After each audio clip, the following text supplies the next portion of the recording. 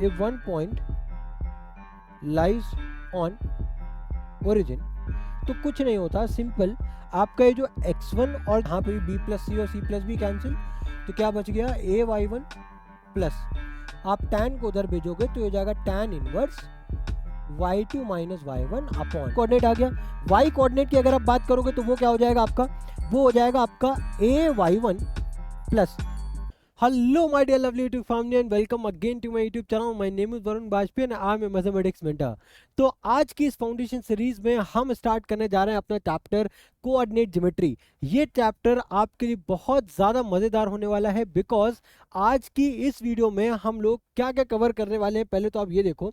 आज हम लोग कवर करेंगे जो आप लोगों ने क्लास 10th में जो कुछ भी पढ़ा है, राइट, वो हम लोग आज बेसिक का जो भी कोऑर्डिनेट ज्योमेट्री है वो हम लोग पढ़ेंगे। जैसे कि पहले हम लोग स्टार्ट करेंगे कार्टेशियन सिस्टम से, देन उसके बाद हम लोग डिस्कस करेंगे डिस्टेंस एंड सेक्शन फॉर्मूला, ठीक है। और उसके साथ जो आप लोगों ने क्लास 10th में जो टॉपिक्स मिस कर दिए थे बट 11th 12th में इसका बहुत ही ज़्यादा वास्ट यूज़ है और इससे डायरेक्टली आपके ना जेईई मेंस एडवांस में क्वेश्चंस आते हैं, ठीक है। जैसे कि जो टॉपिक है आपका centroid, incentre, excentre, circumcentre, orthocentre, ये सब क्या होता है, ये सब के सब बारी बारी से हम लोग डिस्कस करेंगे, ठीक है। उसके बाद हम लोग डिस्कस करेंगे एरिया ऑफ ट्राइंगल, ठीक है, कि एरिया ऑफ ट्राइंगल होता कैसे है और उसको निकाला किस तरीके से जाता है।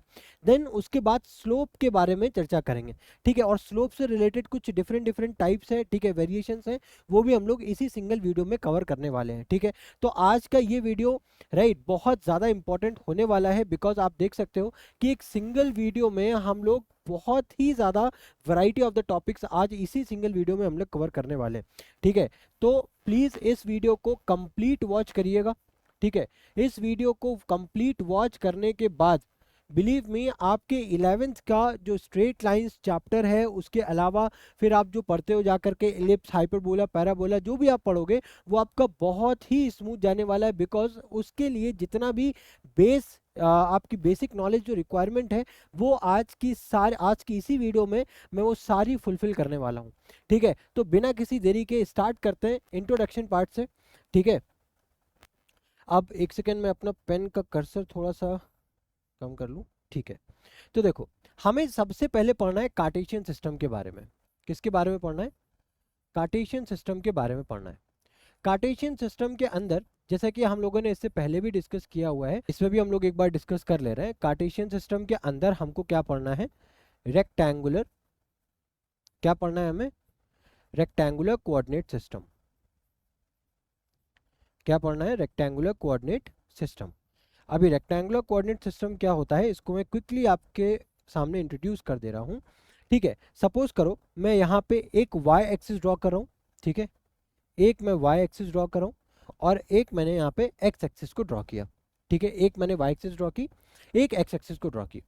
तो जैसे ही मैंने यहाँ पे एक वर्टिकल और हॉरिजॉन्टल यानी कि एक y एक्सिस और x एक्सिस को ड्रॉ किया, ये प्लेन जो है वो इक्वली 4 हिस्सों में टूट गया, ठीक है। अब जब कोई भी सिंगल चीज को, ठीक है, आप 4 इक्वल हिस्सों में बांटते हो उसको अपन बोलते हैं क्वाड्रेंट, ठीक है। तो यहाँ पे ये जो आपका है, ठीक है, ये प्लस, ये देखो ये वाला जो एक्सिस है, ये साइड जो है ये आपका है पॉजिटिव एक्स एक्सिस और ये है आपका पॉजिटिव वाई एक्सिस, राइट। और ये साइड है आपका नेगेटिव एक्स एक्सिस और ये है हमारा नेगेटिव वाई एक्सिस। जहाँ पे एक्स एक्सिस और वाई एक्सिस एक दूसरे को इंटरसेक्ट करते हैं ये पॉइंट होता है हमारा ओरिजिन। इस पॉइंट को क्या बोलते हैं? ओरिजिन बोलते हैं, ठीक है ना। अब ये जो पॉइंट है, ये जो प्लेन है हमारा जहाँ पे प्लस वाई एक्सिस और प्लस एक्स एक्सिस है, इसको अपन बोलते हैं फर्स्ट क्वाड्रेंट। इस पार्ट को अपन बोलते हैं फर्स्ट क्वाड्रेंट। यहाँ पे लिख देंगे फर्स्ट क्वाड्रेंट, ठीक है। ये हो गया हमारा फर्स्ट क्वाड्रेंट, ठीक है। ये हमारा हो गया सेकेंड क्वाड्रेंट, ठीक है। ये साइड आ गई हमारी थर्ड क्वाड्रेंट। कौन सी आ गई? थर्ड क्वाड्रेंट, ठीक है। ये आ गई उसी तरीके से फोर्थ क्वाड्रेंट। तो इस तरीके से हमने पूरे प्लेन को 4 बराबर हिस्सों में तोड़ दिया, ठीक है। अब मान लो हमने फर्स्ट क्वाड्रेंट में कोई पॉइंट पी लिया, ठीक है। अब मुझे इस पॉइंट को अगर लोकेट करना है by using rectangular coordinate system, तो मैं किस तरीके से करूंगा? एक्स एक्सिस में चल सकते हो, या फिर पैरेलल टू एक्स एक्सिस चल सकते हो, या तो आप वाई एक्सिस में चल सकते हो, या तो पैरेलल टू वाई एक्सिस चल सकते हो। ठीक है, चार चीजें बताई मैंने। या तो आप एक्स एक्सिस में ट्रेवल कर सकते हो, या तो आप parallel to X axis travel कर सकते हो। ठीक है, तीसरी चीज, या तो आप वाई एक्सिस में ट्रेवल कर सकते हो, या तो आप parallel to Y axis travel कर सकते हो। ठीक है, यही 4 पाथ हमें फॉलो कर रहे हैं किसी भी पॉइंट तक पहुंचने के लिए। तो अगर मुझे इस पॉइंट पी तक पहुंचना है और मैं ऑलवेज स्टार्ट करूंगा ओरिजिन से, ठीक है, तो यहाँ पे मैं पहले तो मैं एक्स एक्सिस में ट्रेवल करूंगा। ठीक है, पहले मैं एक्स एक्सिस में ट्रेवल करूंगा, उसके बाद मैं वाई एक्सिस के पैरेलल ट्रेवल करूंगा, उसके बाद मैं वाई एक्सिस के पैरेलल ट्रेवल करूंगा, तब जा करके मैं कहां पे पहुंच जाऊंगा? अपने रिक्वायर्ड डेस्टिनेशन पे पहुंच जाऊंगा, जो कि है पॉइंट पी। ठीक है, तो मान लेते हैं मैंने एक्स एक्सिस में कुछ एक्स डिस्टेंस ट्रेवल की, ठीक है, और वाई एक्सिस में मैंने कुछ वाई डिस्टेंस ट्रेवल की। ठीक है, एक्स एक्सिस में मैंने कुछ एक्स डिस्टेंस ट्रेवल की, वाई एक्सिस में मैंने कुछ वाई डिस्टेंस ट्रेवल की। तो इस पॉइंट के जो कोऑर्डिनेट्स हो जाएंगे वो कुछ एक्स कॉमा वाई हो जाएंगे। और हमेशा याद रखना है, रेक्टेंगुलर कोऑर्डिनेट सिस्टम में जब भी हम लोग किसी भी पॉइंट के लोकेशन को ट्रेस करते हैं तो हमेशा एक्स कॉमा वाई के फॉर्म में ही करते हैं। पहले हमेशा हम एक्स डिस्टेंस को डिनोट करते हैं, देन उसके बाद हम लोग वाई डिस्टेंस को डिनोट करते हैं। ठीक है, अब मैथमेटिक्स में एक्स को अपन बोलते हैं एप्सिसा। ठीक है, एक्स डिस्टेंस को अपन बोलते हैं एप्सिसा। ठीक है, और वाई डिस्टेंस को बोलते हैं ऑर्डिनेट। वाई डिस्टेंस को क्या बोलते हैं? ऑर्डिनेट बोलते हैं। ठीक है, ये बात आई होप आपको अच्छे समझ में आ रही होगी। अच्छा, दूसरी बात देखो, अब अगर कोई पॉइंट जो कि है, ठीक है, कहीं पे भी लाई कर रहा है, बस स्पेसिफिकली मैं मान लेता हूं अभी के लिए कि वो स्पेसिफिकली फर्स्ट क्वाड्रेंट में लाई कर रहा है, तो अगर कोई भी पॉइंट फर्स्ट क्वाड्रेंट में लाई करेगा तो वहां पे उसका एक्स कोऑर्डिनेट और वाई कोऑर्डिनेट दोनों ही पॉजिटिव होंगे। ठीक है, अब दूसरी चीज मान लेते हैं कि ये जो पॉइंट पी है ये कहीं सेकंड क्वाड्रेंट में लाई करेगा, तो इसका जो एक्स कोऑर्डिनेट होगा वो नेगेटिव हो जाएगा और वाई कोऑर्डिनेट क्या हो जाएगा? पॉजिटिव। आप सोच के देखो, अगर मुझे मान लो इस पॉइंट तक पहुंचना है, ठीक है, तो मैं यहाँ पे कहीं एक्स डिस्टेंस ट्रेवल करूंगा, ठीक, और यहाँ पे x क्या होंगे? नेगेटिव होंगे, और उसके बाद में y एक्सिस में पैरेलल ट्रेवल करूंगा, और y क्या है? देखो यहाँ पे ऊपर की तरफ जा रहा हूँ, यानी कि पॉजिटिव। तो इस तरीके से आपको समझ में आ रहा होगा, x नेगेटिव है बट y पॉजिटिव है। ठीक है, उसी तरीके से अगर मेरा कोई पॉइंट है जो कि थर्ड क्वाड्रेंट में लाई कर रहा है, यहाँ पे कोई भी पॉइंट अगर आप लोगे तो उसमें x भी हमारा नेगेटिव होगा और y भी हमारा नेगेटिव होगा। ठीक है, उसी तरीके से अगर हमारा कोई पॉइंट फोर्थ क्वाड्रेंट में लाई करता है, ठीक है, अगर कोई पॉइंट हमारा फोर्थ क्वाड्रेंट में लाई करता है, तो उस केस में हमारा, बहुत ध्यान से समझना, उस केस में क्या हो जाता है? उस केस में हमारा x पॉजिटिव होता है बट y हमारा नेगेटिव होता है। ठीक है, ये बात समझ में आ रही है? इसमें आई होप कोई प्रॉब्लम नहीं होगी। ठीक है, तो अगर ये बात समझ में आ गई ना, तो अभी तक हम लोगों ने कार्टेशियन सिस्टम के बारे में जो भी इंपॉर्टेंट बातें थी वो सारी की सारी हम लोगों ने डिस्कस कर ली है। ठीक है, अब हम लोग नेक्स्ट जंप ऑन करने जा रहे हैं डिस्टेंस फॉर्मूला के ऊपर। ठीक है, तो डिस्टेंस फॉर्मूला क्या होता है? फॉर एग्जाम्पल, अगर मेरे पास मान लो ये एक एक्स एक्सिस है, ठीक है, एक आपका एक्स एक्सिस है, एक आपका वाई एक्सिस है। ठीक है, ये आपका एक्स एक्सिस हो गया, ये आपका वाई एक्सिस हो गया, और यहाँ पे कोई एक ये लाइन है कुछ इस तरीके से। ठीक है, मुझे इसकी डिस्टेंस फाइंड करनी है। ठीक है, अब मैं मान लेता हूँ इस पॉइंट का जो कोऑर्डिनेट है वो कुछ है x1 कॉमा y1, और इस पॉइंट का जो कोऑर्डिनेट है वो मैं मान लेता हूँ या फिर इसको मैं मान लेता हूँ x1 y1 और उसको मैं मान लेता हूँ x2 y2। ठीक है, तो ये आपका हो जाएगा कुछ x2 कॉमा y2, और ये हो गया आपका x1 कॉमा y1। ठीक है, इतनी बात समझ में आ रही है? ठीक है, अब मुझे क्या करना है? इन दोनों पॉइंट्स के बीच की जो डिस्टेंस है वो मुझे फाइंड करनी है। तो इन दोनों पॉइंट्स के बीच की डिस्टेंस को फाइंड करने के लिए मैं क्या करूंगा कि, बहुत ध्यान से समझना, अगर मैं ये बोल रहा हूँ कि इस पॉइंट की जो आपकी जो कोऑर्डिनेट्स है वो है x1 कॉमा y1, इसका मतलब क्या है? अगर अगर ये पॉइंट की डिस्टेंस है x1 कॉमा y1, यानी कि ओरिजिन से लेकर के यहाँ तक का जो डिस्टेंस होगा वो x1 होगा, यस और नो? ठीक है, ये डिस्टेंस आपका x1 होगा। ठीक है, मैं इसको थोड़ा सा बढ़ा दूं तो आई थिंक ज़्यादा सही होगा। ठीक है, ये आपकी डिस्टेंस हो गई x1। ठीक है, अब अगर ये डिस्टेंस x1 है तो ये डिस्टेंस आपकी y1 हो जाएगी, करेक्ट है? ये डिस्टेंस आपकी y1 हो गई। ठीक है, चलो, अब उसी तरीके से अगर इस पॉइंट की बात करूं, ठीक है, मान लेते हैं ये पॉइंट A है और ये पॉइंट कोई B है, और अगर इस पॉइंट की डिस्टेंस को अगर मैं लोकेट करूं, ठीक है, और यहाँ से अगर मैं एक परपेंडिकुलर ड्रॉप करता हूँ, ठीक है, जो कि वाई एक्सिस के पैरेलल होगा, ठीक है, तो यहाँ पे ये हमारी टोटल डिस्टेंस क्या होगी, y2, ये डिस्टेंस क्या होगी हमारी y2, ठीक है, और ओरिजिन से लेकर के इस पॉइंट तक की जो डिस्टेंस होगी वो क्या होगी हमारी x2। इतनी बात आई होप आपको समझ में आ रही होगी। मुझे निकालनी है इस a और b के डिस्टेंस। अब उसके लिए मैं क्या करूंगा, अगेन मैं यहाँ से पॉइंट a से, ठीक है, एक पैरेलल लाइन ड्रॉ करूंगा जो कि x एक्सिस के पैरेलल होगी, कुछ इस तरीके से x एक्सिस के मैं एक पैरेलल लाइन ड्रॉ करूंगा, ठीक है, मैंने एक पैरेलल लाइन ड्रॉ कर दी, ठीक है। अभी मैं आपको प्रूफ करने की कोशिश कर रहा हूँ, ठीक है, मैं आपको एक प्रूफ समझाने की कोशिश कर रहा हूँ कि डिस्टेंस फॉर्मूला आया कैसे, ठीक है, क्योंकि हो सकता है आप लोगों ने क्लास 10th में ये चीज़ें मिस कर दी हूँ, बट ये चीज़ें आपके 11th-12th में बहुत ज़्यादा काम आने वाली है, ठीक है। तो मैं यहाँ पे एक पैरेलल लाइन ड्रॉ कर रहा हूँ एक्स एक्सिस के अबाउट, ठीक है, और मुझे इस पैरेलल लाइन ये जो मैंने ड्रॉ की है, ठीक है, जो कि पॉइंट ए और पॉइंट बी के बीच में, मुझे इसकी डिस्टेंस निकालनी है। तो मैं क्या करूँगा, अगर मुझे इसकी एक्स डिस्टेंस को वेरीफाई करना है तो वो क्या होगी भाई, यहाँ ओरिजिन से लेकर के इस पॉइंट तक की जो डिस्टेंस है वो x2 है, ओरिजिन से लेकर के इस पॉइंट तक की जो डिस्टेंस है वो x1 है, तो इस यहाँ से यहाँ तक की जो डिस्टेंस हो जाएगी वो क्या हो जाएगी, क्या मैं इसको ये बोल दूँ कि ये डिस्टेंस जो है वो मेरी x2 माइनस x1 हो जाएगी, यस और नो, ये डिस्टेंस मेरी x2 माइनस x1 हो जाएगी क्या। उसी तरीके से अगर ये पूरी डिस्टेंस y2 है, ठीक है, पूरी डिस्टेंस अगर ये y2 है, ठीक है, और यहाँ तक जो डिस्टेंस है, ठीक है, और अगर यहाँ तक जो डिस्टेंस है, ठीक है, एक सेकेंड, ये क्या हो रहा है, अगर यहाँ तक जो डिस्टेंस है वो अगर मेरी y1 है, ठीक है, तो जो बची हुई डिस्टेंस है, क्या ये y2 माइनस y1 नहीं हो जाएगी, क्या ये बची हुई डिस्टेंस जो है क्या ये y2 माइनस y1 नहीं हो जाएगी। हाँ, ये डिस्टेंस को क्या मैं y2 माइनस y1 बोल सकता हूँ, यस और नो, ये डिस्टेंस y2 माइनस y1 हो सकती है, ठीक है।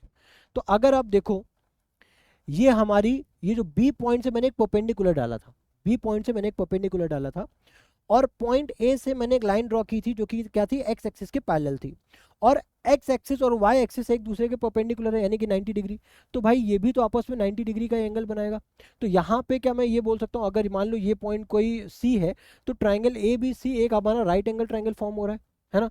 तो अगर इस राइट एंगल ट्राइंगल में in triangle A B C की अगर बात करूँ, ठीक है, तो क्या इसमें मैं पाइथागोरस थ्योरम अप्लाई कर सकता हूँ, ठीक है, अप्लाई पाइथागोरस थ्योरम,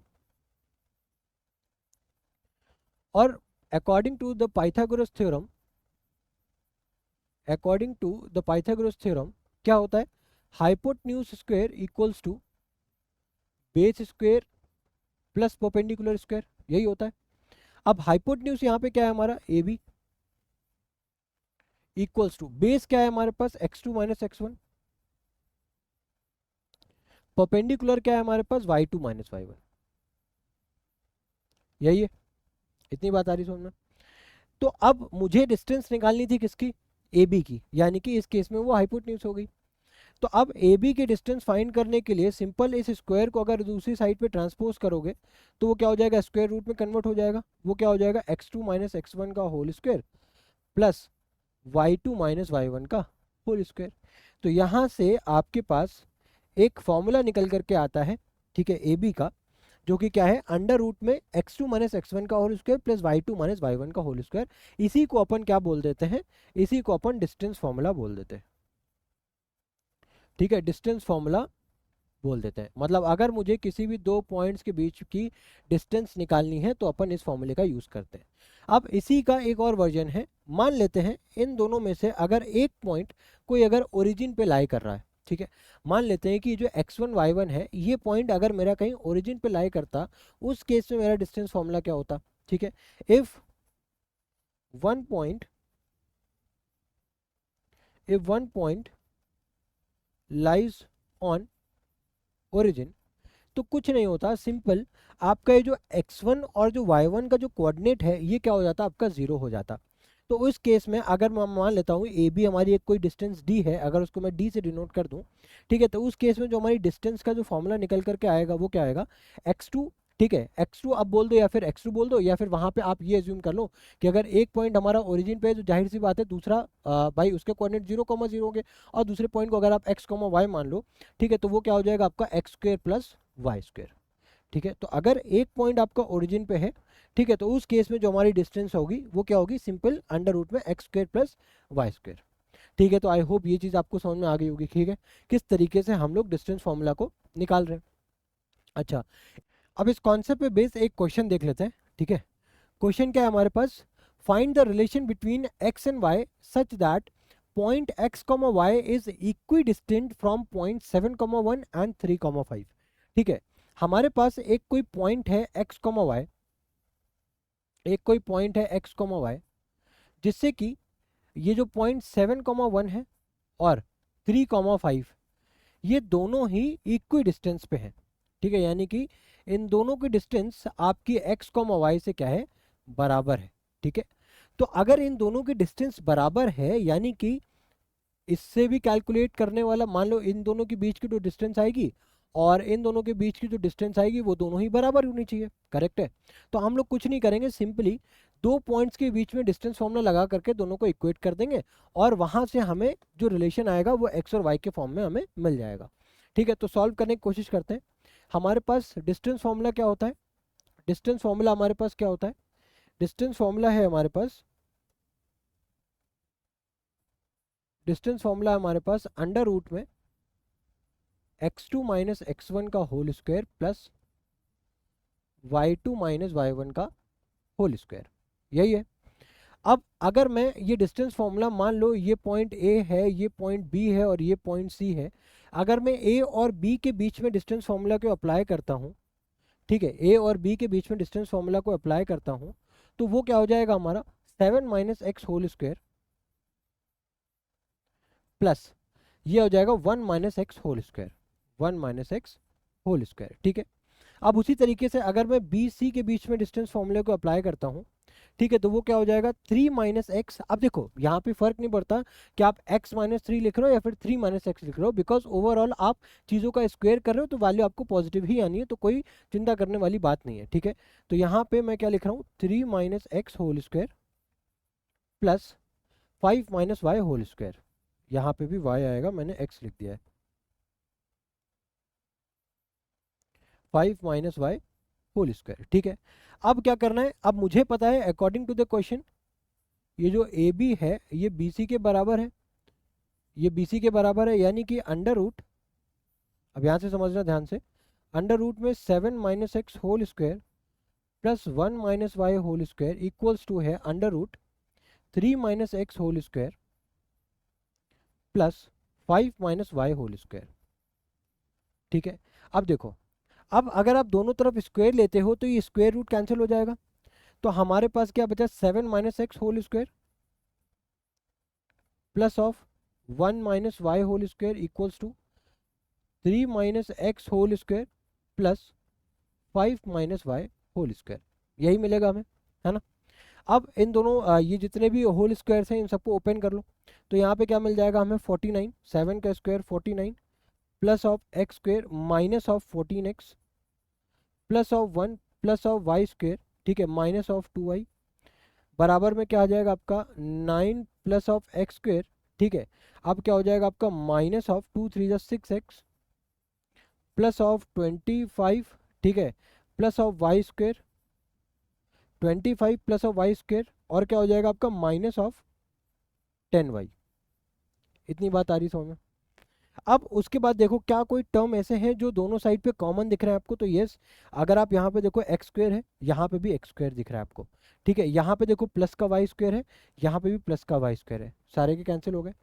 अब हमारे पास क्या बचा कांस्टेंट टर्म, देखो 49 प्लस 1 यहाँ पे क्या हो गया 50, 50 minus 14x minus of 2y, और इधर क्या है 9 माइनस 6x प्लस, देखो 25 प्लस 9 कितना हो जाएगा 34, तो ये हो गया 34 माइनस ऑफ 6x और माइनस ऑफ 10y।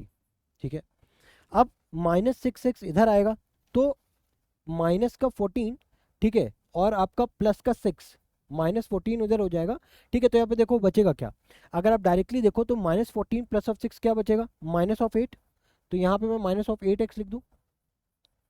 अब देखो माइनस 2y इधर है और प्लस का 10y इधर है, plus sorry minus 2y minus 10y। ठीक है, एक सेकेंड, हाँ, तो माइनस 10y जब इस साइड आएगा तो माइनस 2 प्लस 10 कितना हो जाएगा आपका, माइनस 2 प्लस 10 कितना हो जाएगा आपका प्लस ऑफ 8y, है ना, -2 + 10 कितना हो जाएगा, प्लस ऑफ 8y। ठीक है, फिर उसके बाद 34 अगर इधर आएगा तो 50 - 34 कितना बच जाएगा हमारे पास, 50 - 34 कितना बच जाएगा, माइनस ऑफ, एक सेकेंड, प्लस ऑफ 16 बचेगा, यस, इक्वल टू 0। अब क्या करेंगे अपन, अब हमारे पास अगर आप देख पा रहे होगे तो हमारे पास x और y में इन्होंने क्या बोला था कि हमें एक रिलेशन ही फाइंड करना है, find the relation between x and y। ठीक है, तो हम लोगों ने एक रिलेशन जो फाइंड किया हुआ है उसमें क्या आया है, -8x + 8y प्लस ऑफ 16। अगर इसको आप ट्रांसफॉर्म करके कुछ इस तरीके से भी लिख दो तो लाइक थोड़ा सा अगर ये ऑड टाइप लग रहा है तो एक काम करते हैं, माइनस से मल्टीप्लाई करते हैं, तो ये हो जाएगा 8x माइनस ऑफ 8y, और ये हो जाएगा -16 उधर चला जाएगा तो प्लस का 16 हो जाएगा। तो कुछ इस टाइप का हमारे पास रिलेशन आ गया। ठीक है, तो आई होप ये चीज़ आप, ये क्वेश्चन आपको समझ में आया होगा। अब नेक्स्ट हम लोग बढ़ते हैं सेक्शन फॉर्मूला के तरफ। ठीक है, सेक्शन फॉर्मूला में बेसिकली हमें दो टाइप्स के फॉर्मूले देखने को मिलते हैं। ठीक है, एक होता है हमारा इंटरनल डिवीजन, एक होता है हमारा एक्सटर्नल डिवीजन, करेक्ट है। एक क्या होता है हमारा इंटरनल डिवीजन, एक होता है हमारा एक्सटर्नल डिवीजन। अब अगर उसको भी अगर मुझे प्रूव करना हो तो मैं किस तरीके से प्रूव करूंगा वो बहुत ध्यान से समझना। ठीक है, अब मान लो तो मैंने यहाँ पे क्या किया है, मैंने एक एक्स एक्सिस ड्रॉ की है, ठीक है, और एक मैंने वाई एक्सिस को ड्रॉ किया है। ठीक है, एक मैंने एक्स एक्सिस को ड्रॉ किया है, एक मैंने वाई एक्सिस को यहाँ पे ड्रॉ किया है। अब देखो, अब अगेन मुझे क्या है, फाइंड करना है। अब देखो यहाँ पे मेरे पास एक लाइन ए है और एक बी है। ठीक है, जिसको कोई एक पॉइंट है, मान लेते हैं कोई एक पॉइंट पी है। ठीक है, जो इस लाइन ए बी को कुछ m1:m2 में डिवाइड कर रहा है। ठीक है, ये पॉइंट पी है जो कि इस लाइन ए बी को कुछ m1 और m2 रेशियो में डिवाइड कर रहा है। ठीक है, अब ये जो पॉइंट ए है, इस पॉइंट का जो कोऑर्डिनेट है, इसका कोऑर्डिनेट में मान लेता हूँ कुछ x1, y1 है, और इस पॉइंट बी का जो कोऑर्डिनेट है वो कुछ मान लेता हूँ मैं x2, y2 है। इतनी बात समझ में आ रही है। और ये जो पॉइंट पी है, मान लेते हैं इसका जो कोऑर्डिनेट है वो कुछ x, y है। इतनी बात आई होप आपको समझ में आ रही होगी। ठीक है, अब अगर ये पॉइंट का जो कोऑर्डिनेट है वो x1, y1 है, यानी कि ये डिस्टेंस आपकी x1 हो गई। आई होप ये चीज़ तो आपको समझ में आ रही होगी।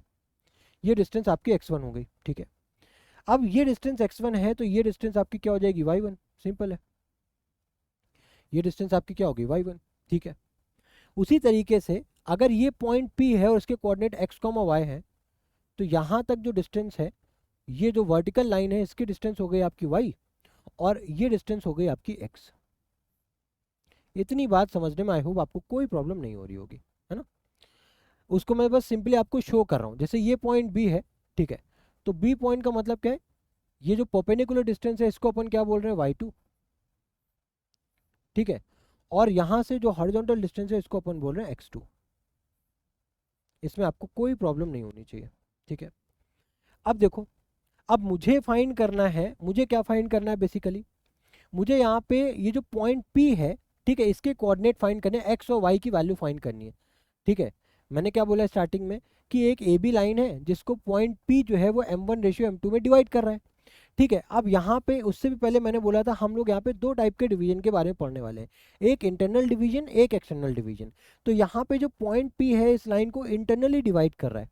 क्या कर रहा है, इंटरनली डिवाइड कर रहा है। तो मुझे इस पॉइंट P के कोऑर्डिनेट्स फाइंड करने हैं। ठीक है, जो कि इस केस में क्या है, इंटरनल डिवीजन हो रहा है। ठीक है, अब एक्सटर्नल डिवीजन हम लोग बाद में करेंगे, पहले हम लोग इंटरनल डिवीजन पे फोकस करें। अब मुझे इस पॉइंट x और y के कोऑर्डिनेट फाइंड करने हैं। x और y के कोऑर्डिनेट फाइंड करने के लिए मैं क्या करूंगा, अगेन मैं पॉइंट A से एक हॉरिजॉन्टल लाइन को ड्रॉ करूंगा। एक हॉरिजॉन्टल लाइन मैंने ड्रॉ की। ठीक है, मैंने पॉइंट A से एक हॉरिजॉन्टल लाइन ड्रॉ की। अब अगर मैं, बहुत ध्यान से समझना, मैं मान लूँ ये एक पॉइंट ऑफ इंटरसेक्शन है, इसको मैं नाम दे रहा हूँ कुछ C, और एक और ये पॉइंट ऑफ इंटरसेक्शन है, इसको मैं मान लो पॉइंट नाम दे रहा हूँ D। ठीक है, अब मुझे इस AC की अगर लेंथ फाइंड आउट करनी है, मुझे इस AC की अगर लेंथ फाइंड आउट करनी है तो मैं किस तरीके से फाइंड करूंगा, ये टोटल डिस्टेंस x है, इधर तक की डिस्टेंस x1 है, तो ये डिस्टेंस हो गई आपकी x - x1।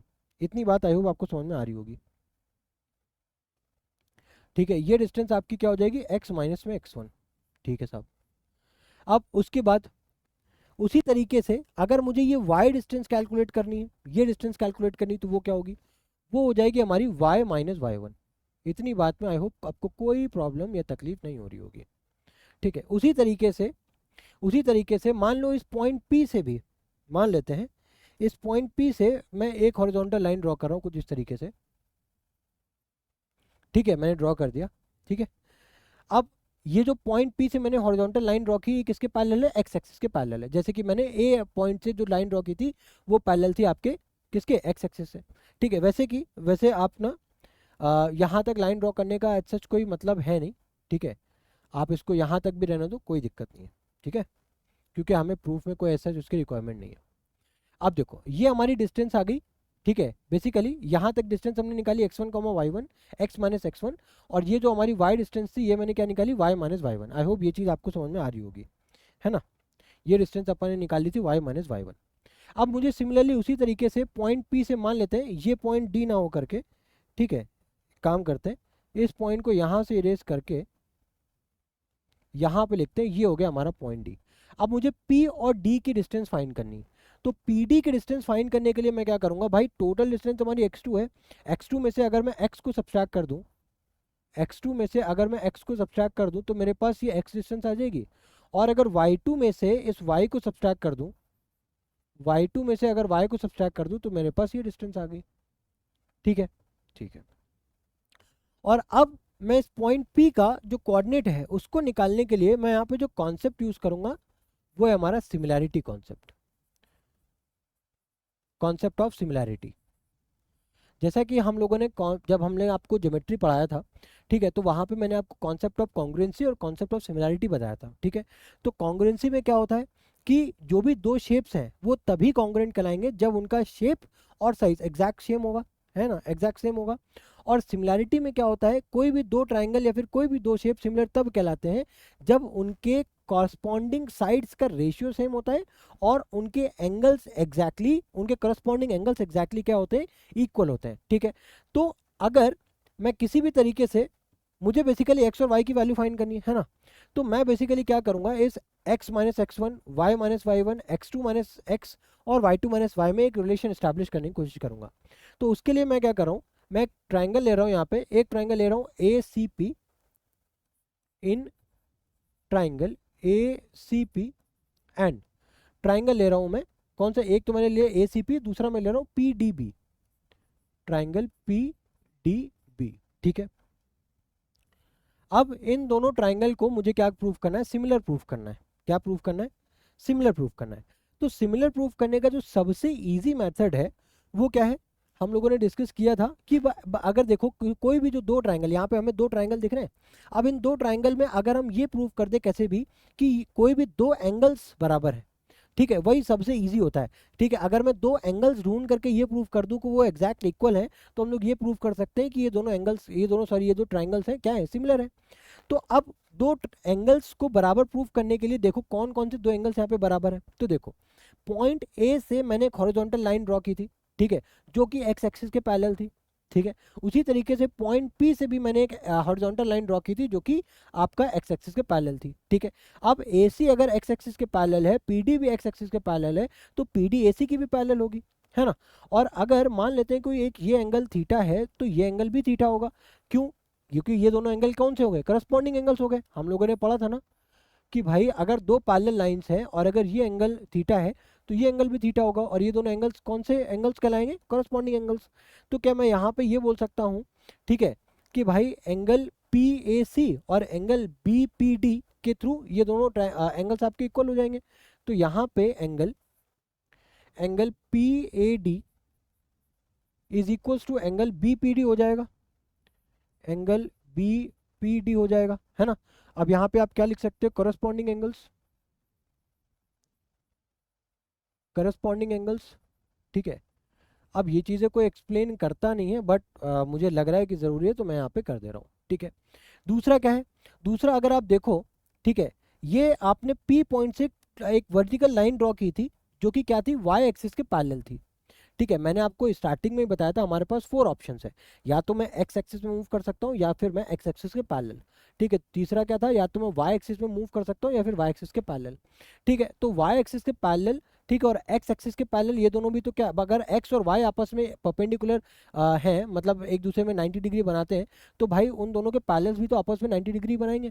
तो ये अगर 90 डिग्री है तो ये एंगल भी 90 डिग्री हो जाएगा, है ना, ये एंगल भी 90 डिग्री हो जाएगा।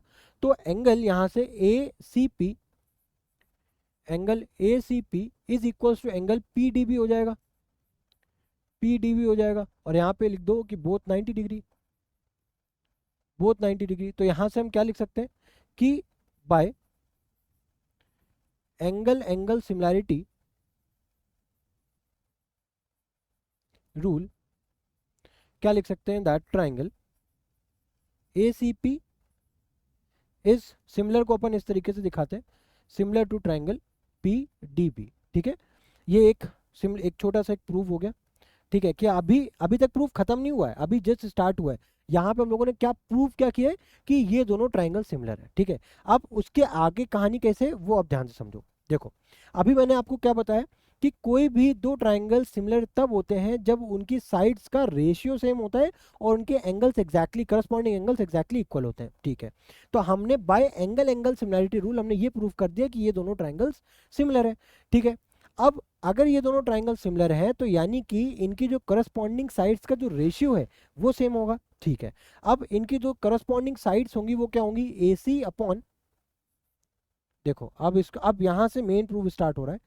ठीक है, ए सी अपॉन ये हो जाएगा आपका P D equals to C P upon में डी बी इक्वल्स टू ये हो जाएगा ए पी अपॉन में पी बी। ठीक है, ठीक है, ये बात आ रही समझ में। मैंने क्या लिखा, ए सी अपॉन में पी डी। ठीक है, सी डी अपॉन यहाँ पे क्या होगा, सी पी अपॉन में होगा, यहाँ पे सी पी, अच्छा ये सी पी है। ठीक है, सी पी अपॉन में D B equals to A P upon में पी बी। अब ये कैसे प्रूफ हुआ, ये हुआ by C P S T. Because अगर कोई भी दो ट्राइंगल्स सिमिलर हैं तो उनकी जो साइड्स का जो रेशियो है वो ऑटोमेटिकली इक्वल हो जाएगा by C P S T. C P S T क्या होता है, corresponding parts of similar triangle. ठीक है, यहाँ पे by C P S T ये सब इक्वल हो गया। अब देखो, अब यहाँ से मेन कहानी स्टार्ट होती है। ठीक है, अब वो बहुत ध्यान से समझना। यहाँ पे हम लोग क्या करने वाले हैं, जो A P upon P B है, ए पी की वैल्यू हमको ऑलरेडी गिवन है, वो क्या है एम वन अपॉन में, क्या है यहाँ पे गिवन है हमको एम वन अपॉन में एम टू। ठीक है, ये बात आ रही होगी समझ में। इसको मैं थोड़ा सा और छोटा करता हूँ। ठीक है, इस वाले पार्ट को, सिर्फ और सिर्फ प्रूविंग वाले पार्ट को मैं थोड़ा सा छोटा करूँगा क्योंकि हमें इसकी रिक्वायरमेंट नहीं है। ठीक है, और अभी हमें प्रूफ बहुत सारा करना है। ठीक है, ये हो गया। अब देखो, अब हमारा मेन प्रूफ यहाँ से स्टार्ट हो रहा है। अब मैं सबसे पहले क्या करने जा रहा हूँ, उसके बाद मैं अब इसके बाद क्या करने जा रहा हूँ, यहाँ पे पहले एसी की, देखो एसी की मुझे डिस्टेंस बताओ क्या निकाली हम लोगों ने, x माइनस एक्स वन।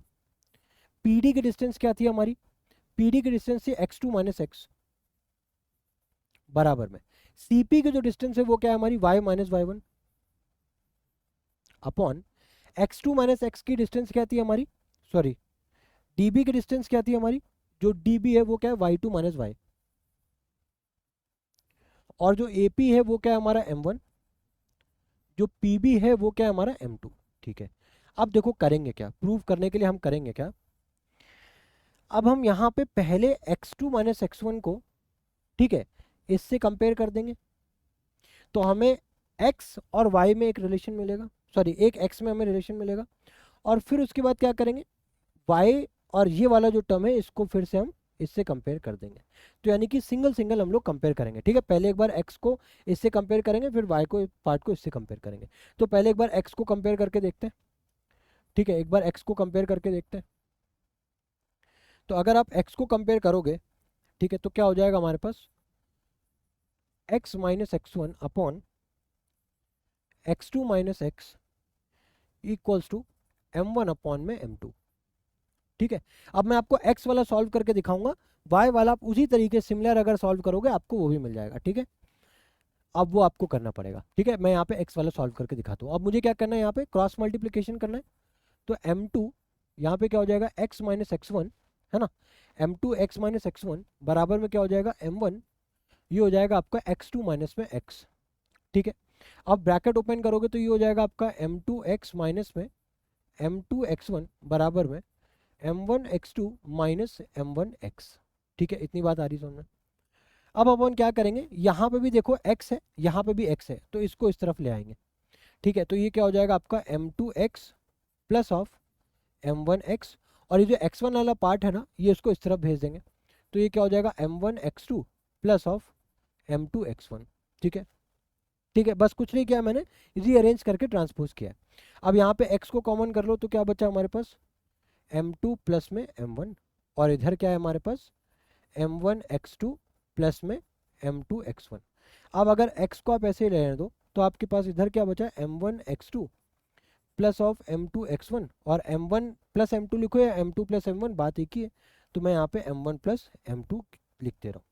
मुझे यहाँ से x कोऑर्डिनेट का जो एक फॉर्मूला है वो निकल करके आया m1x2 प्लस m2x1 अपॉन में m1 प्लस m2। ठीक है, उसी तरीके से अगर आप y का निकालते हो तो वो हो जाता है m1y2 प्लस m2y1 अपॉन में m1 प्लस m2। ठीक है, ये आपका किसका हो गया इंटरनल डिवीजन का फॉर्मूला हो गया। किसका हो गया आपका internal division, specially internal division.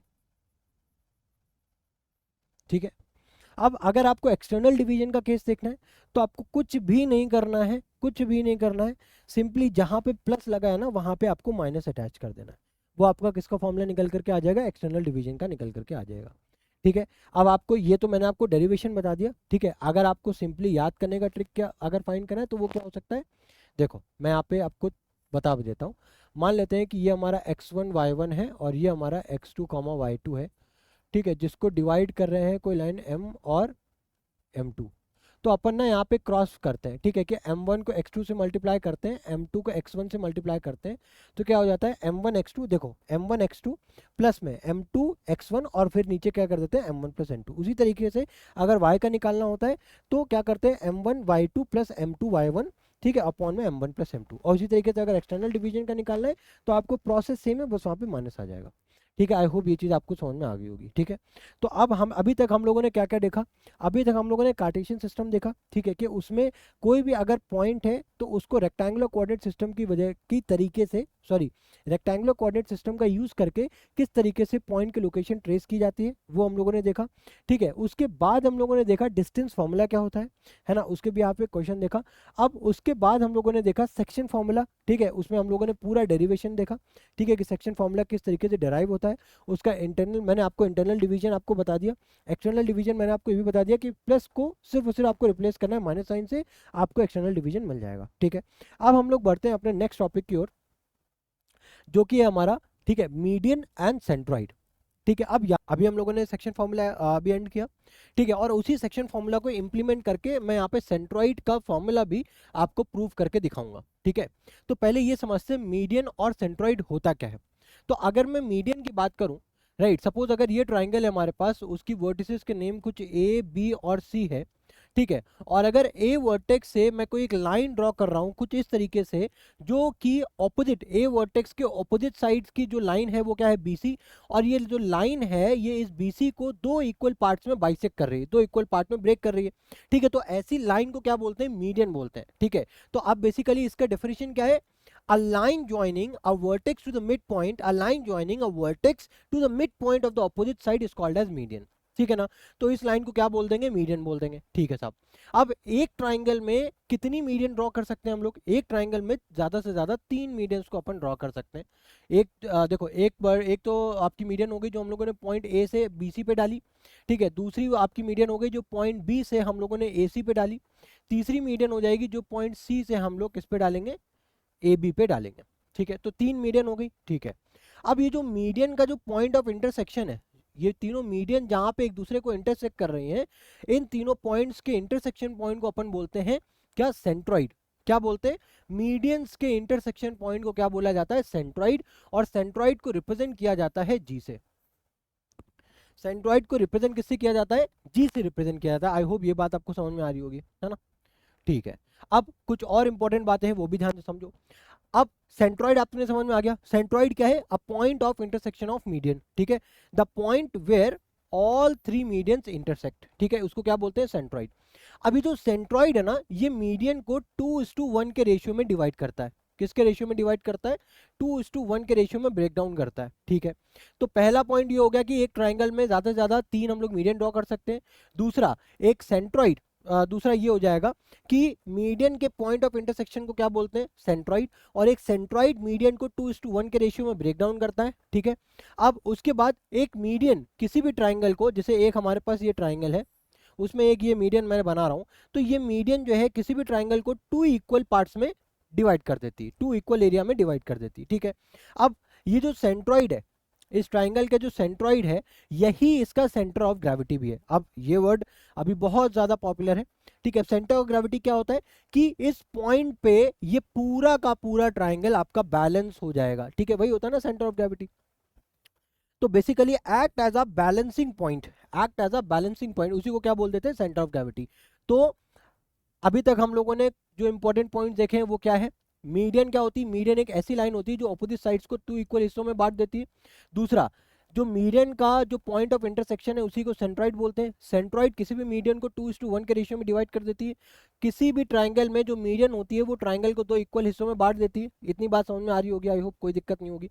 अब ये जो सेंट्रॉइड है इसी को अपन क्या बोलते हैं, सेंटर ऑफ ग्रेविटी भी बोलते हैं, बिकॉज ये पॉइंट क्या करता है, एक एज अ बैलेंसिंग पॉइंट की तरह एक्ट करता है। आई होप ये बात आपको समझ में आ रही होगी, ठीक है। अब मान लेते हैं, अब अगर मुझे इसका ना जी का, अगर मुझे मान लो कोऑर्डिनेट फाइंड करना हो, ठीक है। अब यहाँ पे मैं एक बार आपको फिर से पूरा इसका ना डेरिवेशन करके दिखाता हूँ। मान लेते हैं ये हमारा वर्टेक्स ए है जिसके कोऑर्डिनेट्स कुछ x1, y1 है, ठीक है। ये पॉइंट हमारा बी है जिसके कोऑर्डिनेट्स कुछ x2, y2 है, ठीक है। ये पॉइंट हमारा कुछ सी है जिसके कोऑर्डिनेट्स कुछ x3, y3 है, ठीक है। 3 पॉइंट्स हैं, 3 वर्टाइसेस हैं। अब मुझे क्या फाइंड करना है, मुझे मीडियंस के पॉइंट ऑफ इंटरसेक्शन को फाइंड करना था। मुझे मीडियंस के पॉइंट ऑफ इंटरसेक्शन को फाइंड करना है, यानी कि जी x, y, x, y के कोऑर्डिनेट्स ही तो फाइंड करने, है ना। तो किस तरीके से फाइंड करोगे वो ध्यान से समझो। मैंने क्या बोला कि मान लेते हैं अगर ये पॉइंट D है, ये पॉइंट E है और ये पॉइंट F है, तो ये जो D पॉइंट है ये BC को क्या कर रहा है, बाइसेक्ट कर रहा है, यानी 2 इक्वल हिस्सों में बांट रहा है। यानी कि मैं ये बोल सकता हूँ कि D जो है वो मिड पॉइंट है BC का, है ना। मैं यहाँ पे ये बोल सकता हूँ कि D is the mid point of BC, D is the mid point of BC, ये बोल सकता हूँ। और अगर D BC का मिड पॉइंट है तो इस D के कोऑर्डिनेट्स अगर मैं फाइंड करूं तो क्या हो जाएगा, x2 plus x3/2, x2 plus x3/2, comma y2 plus y3/2, ठीक है, y3/2। ये कोऑर्डिनेट आ गए D पॉइंट के। मुझे फाइंड करना है G पॉइंट के कोऑर्डिनेट्स, मुझे फाइंड करना है G पॉइंट के कोऑर्डिनेट्स। अब मुझे ये पता है कि जो सेंट्रॉइड है पॉइंट G, ये ट्राइंगल, ये जो मीडियन है इसको 2:1 के रेशियो में डिवाइड करता है ना। तो मान लेता हूं कि मैं वो लाइन कुछ इस तरीके से है जहां पे ये पॉइंट आपका A है, ये पॉइंट आपका D है, ये पॉइंट आपका G है, ठीक है। अब G पॉइंट के कोऑर्डिनेट्स मुझे फाइंड करने हैं, x और y की वैल्यू, ठीक है। ये आपका रेशियो यहाँ पे 2 है, यहाँ पे 1 है। A पॉइंट के जो कोऑर्डिनेट्स हैं वो कुछ x1, y1 है, ठीक है। और जो D पॉइंट के जो कोऑर्डिनेट्स हैं वो क्या है आपका x2 plus x3/2, y2 plus y3/2, यही है, ठीक है। अब ये एक काइंड ऑफ इंटरनल डिवीजन है ना। अब मुझे इसी के x और y के कोऑर्डिनेट्स को फाइंड करना है। अब x कोऑर्डिनेट को फाइंड करने के लिए फॉर्मूला क्या है, m1x2, पहले मैं लिख दे रहा हूँ, ठीक है, m2x1 प्लस m1x2, ठीक है। क्या होता है m2x1 plus m1x2 upon m1 plus m2, यही होता है फॉर्मूला, है ना। m1x2 प्लस m2x1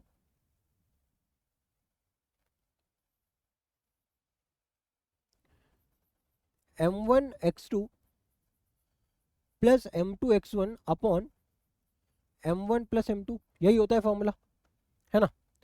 ये फॉर्मूला आ गया हमारे पास। अब हमें क्या करना है, सिंपली इसी में वैल्यूज को पुटअप करना है, ठीक है ना। अब वैल्यूज को कैसे पुटअप करोगे, देखो यहाँ पे m1 है 2, तो 2 टाइम्स x2 क्या है, ये है x1, ये है x2, x2 क्या है बेसिकली हमारे पास x2 plus x3/2 plus m2 क्या है यहाँ पे 1 मल्टीप्लाई बाय x1 क्या है हमारे पास x1, ये इसको सिंपल हम लोग x1 लिख देते हैं, ठीक है। अपॉन में m1 प्लस m2 यानी कि 3 आ जाएगा। इतनी बात समझ में आ रही है। 2 से 2 हो गया कैंसिल, क्या बचा हमारे पास x1 plus x2 plus x3, यानी कि x1 plus x2 plus x3 upon में 3 आ गया। ये आपका किसका कोऑर्डिनेट आ गया, x का कोऑर्डिनेट आ गया, ये आपका x का कोऑर्डिनेट आ गया। ठीक है, उसी तरीके से अगर मुझे y का निकालना है तो वो क्या हो जाएगा, y equals to m1 y2 plus m2 y1 upon m1 plus m2, ये हो जाएगा। अब अगर मैं y की वैल्यूज निकालूं तो m1 क्या है हमारे पास 2 times y2, 2 times y2 plus y3 by 2 plus m2 हमारे पास 1 है और y1 एग्जैक्टली 1 ही है। ठीक है, y1। अब m2 प्लस m3 क्या हो जाएगा आपका 3 हो जाएगा यहाँ पे। ठीक है, 2 से 2 कैंसिल, यहाँ पे भी क्या आ गया y1 plus y2 plus y3 by 3, ये किसकी आ गई वैल्यू, y की आ गई। तो कुछ इस तरीके से हम लोगों ने x और y की वैल्यू फाइंड कर ली। तो यहाँ पे जो g पॉइंट के जो कोऑर्डिनेट्स निकल करके आ रहे हैं वो क्या है, x1 plus x2 plus x3 by 3, y1 plus y2 plus y3 by 3। I hope ये चीज़ आपको समझ में आ गई होगी, है ना।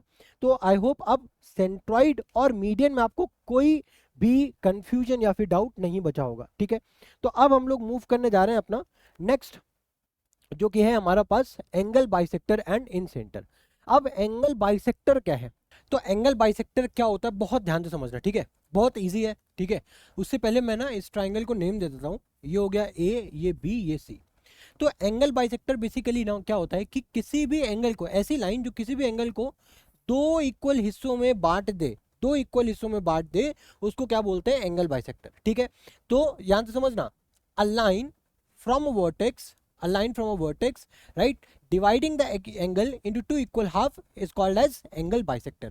अब जैसे B के लिए एंगल बाइसेक्टर क्या हो जाएगा, कुछ इस तरीके से। C के लिए एंगल बाइसेक्टर क्या हो जाएगा, कुछ इस तरीके से। आई होप ये बात आपको समझ में आ रही होगी, है ना।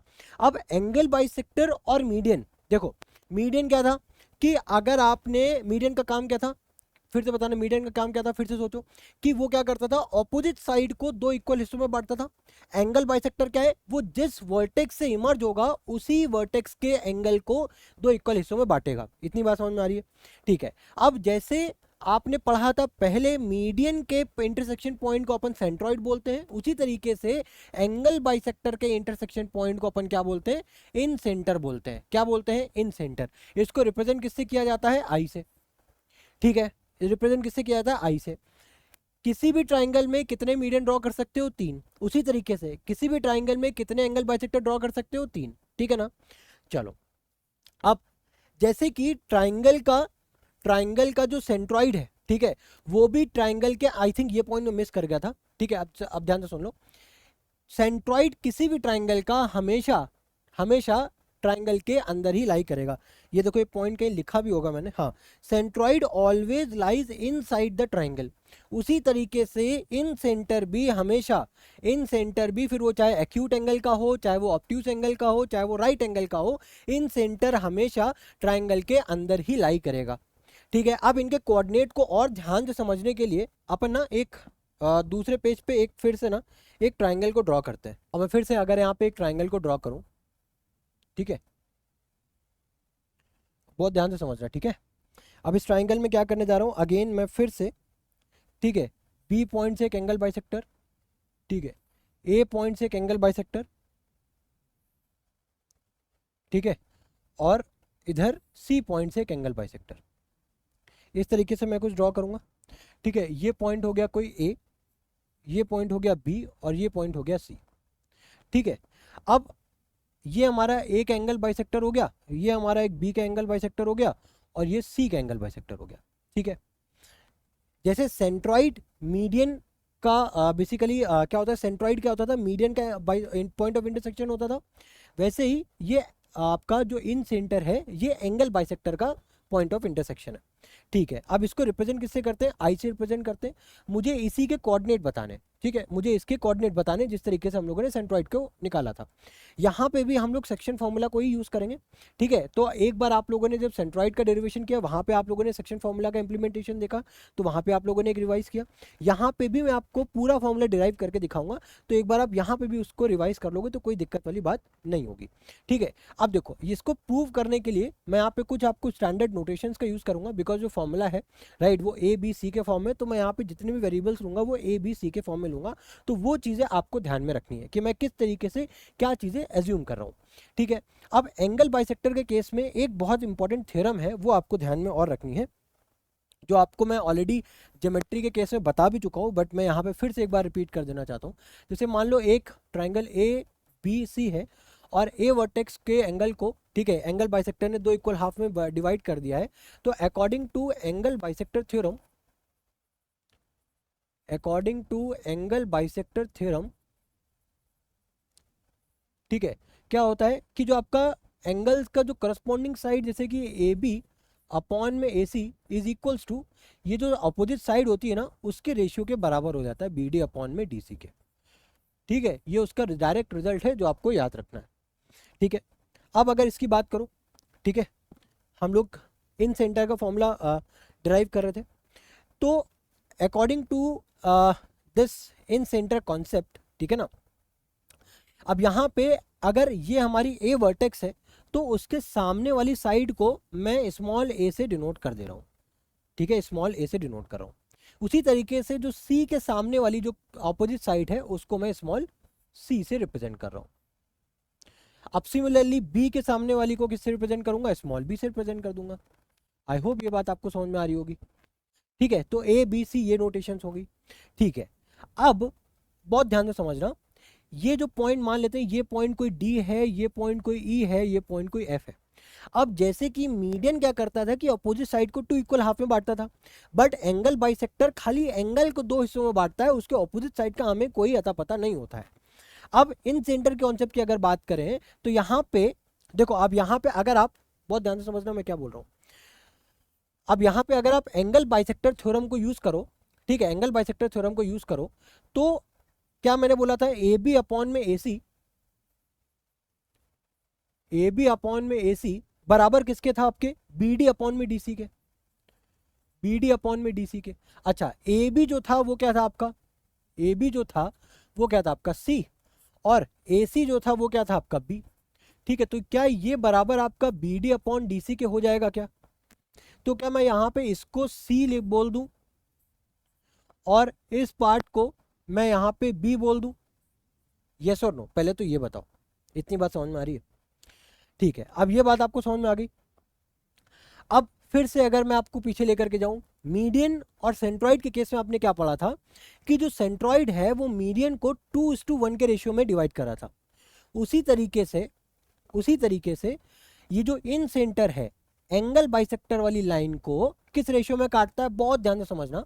ये जो बड़ा वाला जो सेगमेंट आपको जो पोर्शन दिख रहा है, यहाँ पे आप लिखोगे करस्पॉन्डिंग साइड्स का सम बी प्लस सी, और यहाँ पे आप इसको ना, मैं दूसरे पेन से लिख रहा हूँ, इसको मैं लिखूंगा बी प्लस सी और इधर मैं लिख दूंगा ए। उसी तरीके से अगर मैं बी ई की बात करूं, तो अगर मैं मान लो ये पॉइंट को मैं आई से डिनोट कर दूं, तो जो बी आई का जो सेगमेंट है उसको मैं कैसे लिखूंगा, ए प्लस सी, ए प्लस सी, और इधर क्या लिखूंगा मैं बी। उसी तरीके से अगर मैं सी एफ की बात करूं, ठीक है, तो ये जो एफ आई वाला पोर्शन है इसमें क्या आएगा सी, ठीक है, और जो आई सी वाला जो पोर्शन है उसमें क्या आ जाएगा आपका ए प्लस बी। आई होप ये बात आपको समझ में आ रही है, ठीक है। अब इसमें भी सेम वही जो हम लोगों ने सेंट्रॉइड के केस में यूज किया था ना, जो अप्रोच, वही अप्रोच यहाँ पे भी यूज करेंगे, ठीक है ना।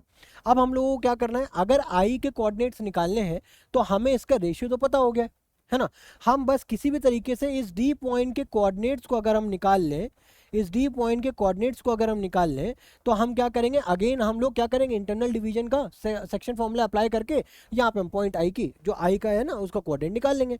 अब उस केस में आप चाहे ए डी का यूज़ करो, चाहे आप बी का यूज़ करो, चाहे सी ई का, सी एफ का यूज़ करो, आपको सबके तीनों के केस में आपको सेम आंसर मिलेगा। मैं क्या कर रहा हूँ, मैं पहले बी सी को यूज़ करके आपका डी पॉइंट का कोऑर्डिनेट्स निकाल लूँगा, देन उसके बाद ए डी में मैं ए डी की हेल्प से मैं आई पॉइंट के कोऑर्डिनेट्स निकाल लूँगा, ठीक है। तो अगर मैं ए डी की बात करूँ, ठीक है, अगर मैं यहाँ पे, सॉरी, मुझे पहले बी सी की बात करनी है, ठीक है। अगर मैं बी सी की बात करूँ, ठीक है, तो एक के जो कोऑर्डिनेट्स, अच्छा कोऑर्डिनेट मैंने अभी तक एज्यूम नहीं किया, कोऑर्डिनेट मान लेते हैं इसका आपका x1, y1, इसके कोऑर्डिनेट हो जाएंगे x2, y2, और इसके कोऑर्डिनेट हो जाएंगे आपके x3, y3, ठीक है।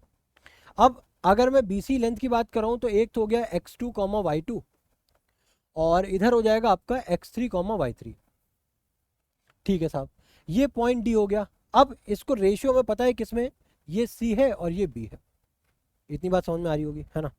अब अगर यहाँ पे आप सेक्शन फॉर्मूला लगाओ, अब मैं सेक्शन फॉर्मूला बताने नहीं वाला हूँ, मैं डायरेक्टली इंप्लीमेंट करूँगा। m1x2 यानी कि cx3 प्लस bx2 अपॉन में b प्लस सी या फिर c प्लस बी आप लिख दो, कोई दिक्कत नहीं, ठीक है। उसी तरीके से अगर मैं y कोऑर्डिनेट निकालूँ वो क्या हो जाएगा, cy3 प्लस by2 अपॉन में क्या हो जाएगा, c प्लस बी। ये आपके d पॉइंट्स के कोऑर्डिनेट्स आ गए, ठीक है। तो यहाँ पे मैं लिख दे रहा हूँ cx3 प्लस bx2 अपॉन में c प्लस बी, कॉमा ये हो जाएगा cy3 प्लस by2 अपॉन में c प्लस बी। थोड़ा सा छोटा लिख दिया, बट आई होप आपको समझ में आ रहा होगा, ठीक है। चलो अब इसके बाद क्या करूँगा, इसको थोड़ा सा छोटा करूँगा, बिकॉज अब मुझे इसकी एज सच उतना यूज़ नहीं है, ठीक है। मैंने इसको कोने में रख दिया। अब इसके बाद देखो, अब मेरा क्या काम है, अब मैं AD को देखूंगा। किसको फोकस करूंगा, मैं AD को फोकस करूंगा। AD लाइन को भी मैंने इस तरीके से कुछ ड्रॉ कर दिया। A पॉइंट का जो कोऑर्डिनेट है वो कुछ है हमारा x1, y1, ठीक है। A पॉइंट का जो कोऑर्डिनेट है वो है हमारा x1, y1, और D पॉइंट का जो कोऑर्डिनेट अभी हम लोगों ने निकाला है वो क्या था हमारे पास, ये था, ठीक है।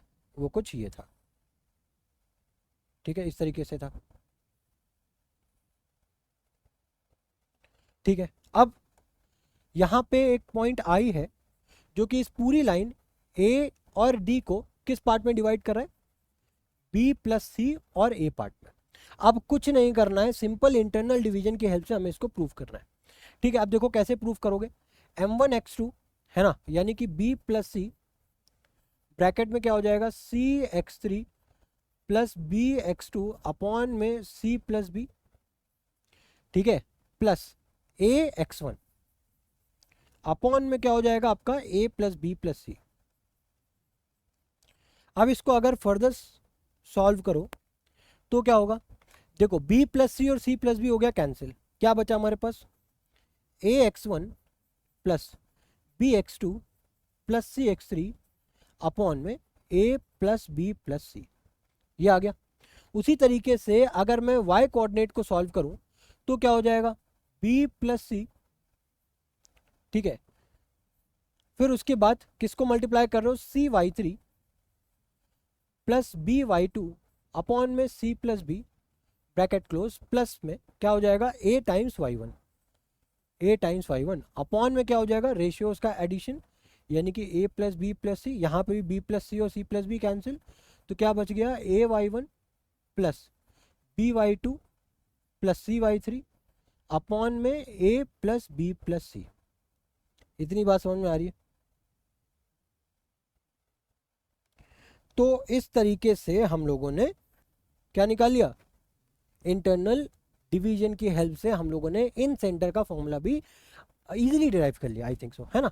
बस यहाँ पे हम लोगों ने एक चीज़ का जो हमें ध्यान रखना है वो क्या है हमारे पास, एंगल बाइसेक्टर, ठीक है। और दूसरा ये जो मैंने यहाँ पे आपको ना जो रेशियोज में डिवाइड किया है, ये जो लाइन b प्लस सी ए प्लस बी सी ए प्लस सी और b, इसको आपको ध्यान में रखना है, ठीक है। तो ये कुछ सारी इंपॉर्टेंट बातें हैं जो आपको इन सेंटर के केस में आपको याद रखनी है, ठीक है। तो अगेन मैं आपको रिपीट कर दे रहा हूँ, एंगल बाइसेक्टर सिंपल, जो एंगल को दो बराबर हिस्सों में बांट दे, ठीक है। एंगल बाइसेक्टर के पॉइंट ऑफ इंटरसेक्शन को अपन इन सेंटर बोलते हैं, ठीक है। अब इसमें एक पॉइंट और है वो भी मैं बता देता हूँ, ठीक है। एक ट्राइंगल के अंदर 3 इंटरनल बाइसेक्टर हो सकते हैं, ठीक है। उसके बाद जो आपका इन सेंटर है वो हमेशा सर्कल के अंदर लाई करेगा, ठीक है। उसके बाद ये हमेशा ध्यान समझना, equal distance always lie inside और equal distance from all 3 sides. अगर आप इन सेंटर से परपेंडिकुलर डिस्टेंस को ड्रॉप करते हो, कुछ इस तरीके से परपेंडिकुलर आप ड्रॉप करते हो, तो ये तीनों साइड से बराबर आता है, ठीक है। इसी वजह से इसको इन सेंटर बोला गया है कि अगर आपने इस इन सेंटर को एज अ सेंटर कंसीडर करो और इस परपेंडिकुलर डिस्टेंस को एज अ रेडियस कंसीडर करो, तो आप एक अगर आप एक सर्कल ड्रॉ करते हो तो आप देखोगे कि वो जो सर्कल है वो ट्राइंगल के तीनों साइड्स को टच करते हुए आपका एक सर्कल बनेगा, और ये सर्कल ट्राइंगल के अंदर है, इस वजह से इसको इन सर्कल बोलते हैं। इस वजह से इसको क्या बोलते हैं, इन सर्कल बोलते हैं, ठीक है। और इस सेंटर को अपन क्या बोलते हैं, इन सेंटर बोलते हैं। आई होप ये बातें आपको समझ में आ रही होगी, ठीक है। तो हमने क्या देखा, मीडियन से क्या बनता है, सेंट्रॉइड बनता है। एंगल बाइसेक्टर से इन सेंटर बनता है। एंगल बाइसेक्टर से इन सेंटर, और एक और चीज बनती है जो अब हम लोग देखने जा रहे हैं, उसको बोलते हैं एक्स सेंटर। क्या बोलते हैं, एक्स सेंटर बोलते हैं। ठीक है, उसको भी हम लोग एक बार देख लेते हैं।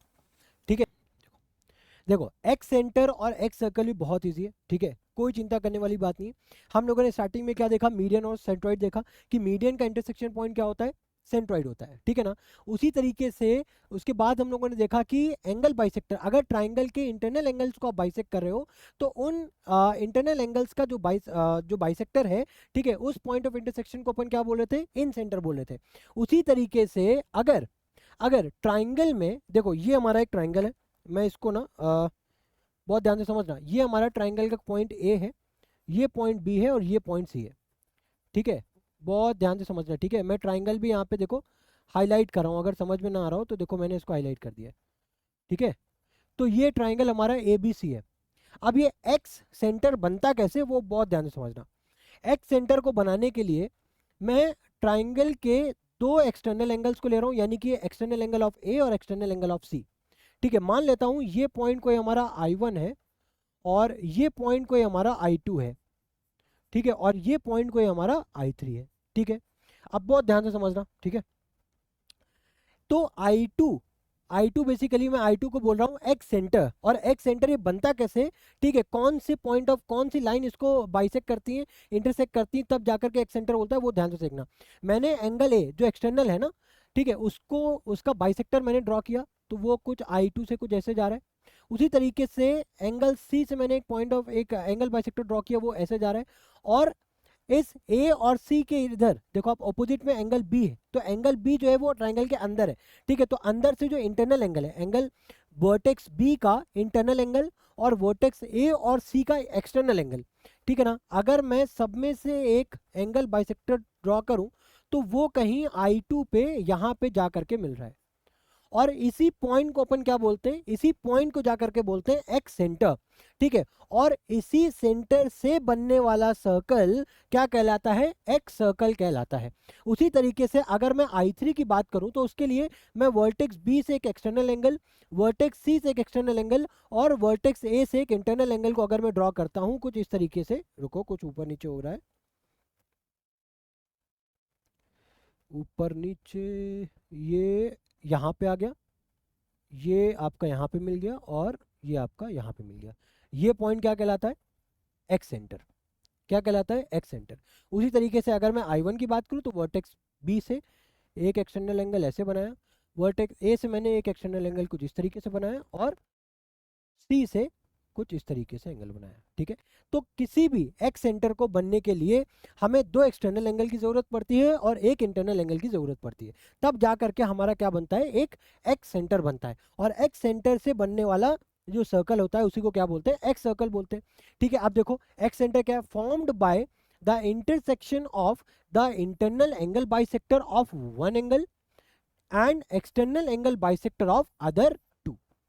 ठीक है, दूसरा पॉइंट क्या लिखा है, एक्स सर्कल के बारे में क्या है, एक्स सर्कल क्या होता है, a circle that touches one side internally, one side internally and other two sides externally. ठीक है, क्या बोला है, a circle that touches one side internally and other two sides externally. देखो अगर मैं I2 की बात करूं तो ये आपका देखो AC को टच कर रहा है ना, और बाकी BC और AB को, बाकी BC और BA को ये आपका एक्सटर्नली टच कर रहा है, तो ऐसे सर्कल को क्या बोलते हैं अपन, एक्स सर्कल बोलते हैं। ठीक है, ये बात आ रही समझ में। उसके बाद देखो की पॉइंट्स यहाँ पे क्या है, triangle has 3 excentre each corresponding to one vertex, यानी कि ए वर्टेक्स की करस्पॉन्डिंग ये I3 है, बी वर्टेक्स की करस्पॉन्डिंग I2 है, सी वर्टेक्स की करस्पॉन्डिंग I1 है। ठीक है, दूसरा पॉइंट क्या लिखा है, all x centre lie outside the triangle, जैसे कि इन सेंटर हमेशा ट्राइंगल के अंदर लाई करता है as like centroid, but excentre हमेशा सर्कल के बाहर लाई करेगा। तीसरा पॉइंट क्या है, each excentre is the centre of excircle, जितने भी एक्स सेंटर हैं वो एक्स सर्कल का क्या है, सेंटर है। ठीक है, जितने भी एक्स सेंटर हैं वो एक्स सर्कल का सेंटर है। ठीक है, अब अगर यहाँ पे मैं इनके फॉर्मूले की बात करूं, यहाँ पे हमारे पास 3 कोऑर्डिनेट्स आएंगे, एक I1 का आएगा, एक I2 का आएगा, एक I3 का आएगा। ठीक है, तो अगर मैं I1 की बात करूं, अगर मैं I1 की बात करूं तो वो C के करस्पॉन्डिंग है। अब जैसे कि आपने इन सेंटर में देखा था ax1 plus B x two plus c x three upon में a प्लस बी प्लस सी, ठीक है। यहाँ पे बस छोटा सा चेंज होगा, मैं डायरेक्टली आपको फॉर्मूला बताऊंगा, और वो चेंज क्या होगा आपका कि c के करस्पॉन्डिंग है, तो यहाँ पे c जो पॉइंट होगा, ठीक है, c वाला जो पार्ट होगा उसी में खाली हम नेगेटिव को इंप्लीमेंट करेंगे, बाकी सब चीज पॉजिटिव होगी। यानी कि कैसे लिखोगे, ax1 plus B x two minus of C x three upon में a plus B minus C, ये आपका x कोऑर्डिनेट आ गया। y कोऑर्डिनेट की अगर आप बात करोगे तो वो क्या हो जाएगा आपका, वो हो जाएगा आपका a y1 plus B Y two minus of C Y three upon में a plus B minus C. इतनी बात समझ में आ रही है। अब उसी तरीके से मान लो अगर मैं I2 की बात करूं, I2 में I2 किसके करस्पॉन्डिंग है, B के, तो यहाँ पे B वाला पार्ट नेगेटिव हो जाएगा, यानी ax1 minus of B x two plus of C x three upon में क्या हो जाएगा a minus B plus C. उसी तरीके से y पॉइंट क्या हो जाएगा, a y1 minus B Y two plus of C Y three upon में a माइनस बी प्लस सी, ठीक है, ये I2 हो गया। अब अगर I3 की बात करोगे तो आप सिंपल, आई थिंक वो आप इजीली निकाल सकते हो। I3 में क्या हो जाएगा, ax1 आपका, सॉरी, किसके करस्पॉन्डिंग है, C के करस्पॉन्डिंग है, एक सेकेंड, I1 निकाल लिया, I2 निकाल लिया, अच्छा I3 निकालना है तो वो A के करस्पॉन्डिंग है, तो वहाँ पे क्या हो जाएगा, minus of ax1 plus of bx2 plus of cx3 upon में minus a plus b plus c. y coordinate निकालोगे तो minus a y one plus B y one, sorry, plus B Y two plus c Y three upon में minus a plus b plus c. उस तरीके से आप x centre के coordinates आप निकाल सकते हो। आई होप बहुत इजीली आपको समझ में आ गई होंगी चीजें, ठीक है। तो अभी तक हम लोगों ने तीन चीजें डिस्कस की। एक हम लोगों ने डिस्कस किया, सबसे पहले हम लोगों ने डिस्कस किया मीडियन और सेंट्रॉइड क्या होता है। उसके बाद हम लोगों ने एंगल बाइसेक्टर के बेस्ड हम लोगों ने इन सेंटर डिस्कस किया, as well as excentre भी डिस्कस किया। अब बारी आती है एल्टीट्यूड और ऑर्थो सेंटर की। अब देखो अब यहाँ पे एल्टीट्यूड्स के केस में, ठीक है, और परपेंडिकुलर यानी कि ऑर्थो सेंटर और सरकम सेंटर, इसके जो फॉर्मूलेज हैं, ठीक है, उसमें साइन टैन कुछ आता है, वो इतना ज़्यादा अभी के लिए यूजफुल नहीं है, तो मैं आपको यहाँ पे ऑर्थो सेंटर और सरकम सेंटर की खाली प्रॉपर्टीज बताऊंगा, ठीक है, मैं उसके फॉर्मूलेज पे नहीं जाऊंगा, ठीक है। अब अगर मैं एल्टीट्यूड्स और ऑर्थो सेंटर की बात करूं तो बेसिकली एल्टीट्यूड को पहले समझो क्या होता है, पहले समझो एल्टीट्यूड को क्या होता है। एल्टीट्यूड या फिर बोल दो परपेंडिकुलर, बेसिकली क्या होता है, क्या है एल्टीट्यूड, देखो क्या लिखा है, a perpendicular line from a vertex to the opposite side. Simply अगर हमारे पास एक ट्राइंगल है, अगर हमारे पास एक ट्राइंगल है कुछ इस तरीके से, ठीक है, और इस ट्राइंगल में कुछ वर्टेक्स का नाम दे दे रहा हूँ ए बी और सी, ठीक है, वर्टेक्स ए से आप सिंपली आपने एक लाइन ड्रॉप की अपोजिट साइड पे, जो वो 90 डिग्री का एंगल बनाती है। कुछ इस तरीके से आपने ड्रॉप किया कि वो BC से वो जो लाइन है आपने ड्रॉप की है वो 90 डिग्री का एंगल बनाई, तो उस लाइन को क्या बोलोगे आप, एल्टीट्यूड बोल दोगे। मान लेते हैं ये पॉइंट डी हो गया। उसी तरीके से पॉइंट बी से आपने एक परपेंडिकुलर ड्रॉप किया, ठीक है, AC पे, ठीक है। उसी तरीके से आपने पॉइंट सी से आपने एक परपेंडिकुलर ड्रॉप किया AB पे, ठीक है। तो ये आपका जो परपेंडिकुलर यानी कि जो एल्टीट्यूड का जो इंटरसेक्शन पॉइंट है, एल्टीट्यूड का जो इंटरसेक्शन पॉइंट है उसको क्या बोलते हैं, ऑर्थो सेंटर बोलते हैं। उसको रिप्रेजेंट अपन जनरली H से करते हैं, ऑर्थो सेंटर को जनरली हम लोग H से रिप्रेजेंट करते हैं, ठीक है। तो एल्टीट्यूड बेसिकली जो एल्टीट्यूड का पॉइंट ऑफ इंटरसेक्शन है उसी को अपन क्या बोल देते हैं, ऑर्थो सेंटर बोल देते हैं। अब इनकी क्या प्रॉपर्टीज है, देखो एल्टीट्यूड मैंने बताया, a perpendicular line from a vertex to the opposite side is called as altitude. Orthocentre क्या है, the point where all three altitudes intersect, उसको क्या बोलते हैं, ऑर्थो सेंटर। प्रॉपर्टीज क्या है, a triangle has three altitudes, ठीक है साहब। उसके बाद अब लोकेशन ऑफ ऑर्थो सेंटर की क्या है, अब यहाँ पे जरूरी नहीं है कि हर समय आपका जो ऑर्थो सेंटर है वो ट्राइंगल के अंदर ही लाई करे। अब यहाँ पे इस केस में मैंने एक्यूट एंगल ट्राइंगल लिया है, तो हमारा ऑर्थो सेंटर ट्राइंगल के अंदर लाई कर रहा है। बट अगर हम एक्यूट एंगल की जगह अगर हम मान लो अगर राइट एंगल लेते हैं, तो राइट एंगल के केस में जो हमारा ऑर्थो सेंटर है, जैसे मान लो ये हमारा एक राइट एंगल है, ठीक है, तो राइट एंगल के केस में जो हमारा ऑर्थो सेंटर है वो राइट एंगल के वर्टेक्स पे, मतलब यहाँ पे लाई करेगा। कहाँ पे लाई करेगा, आपका राइट एंगल के वर्टेक्स पे लाई करेगा, ठीक है। अब अगर आप ऑब्ट्यूज एंगल लेते हो, ऑब्ट्यूज एंगल के केस में क्या होगा, ऑब्ट्यूज एंगल के केस में आपका जो ऑर्थो सेंटर है वो सर्कल के बाहर लाई करेगा। ये बात आपको ध्यान रखनी है, ठीक है। देखो फिर से मैं रिवाइज कर रहा हूँ, भूलना नहीं है, फिर से रिवाइज कर रहा हूँ, ठीक है। क्लास के साथ साथ चीजें सारी याद हो जानी चाहिए।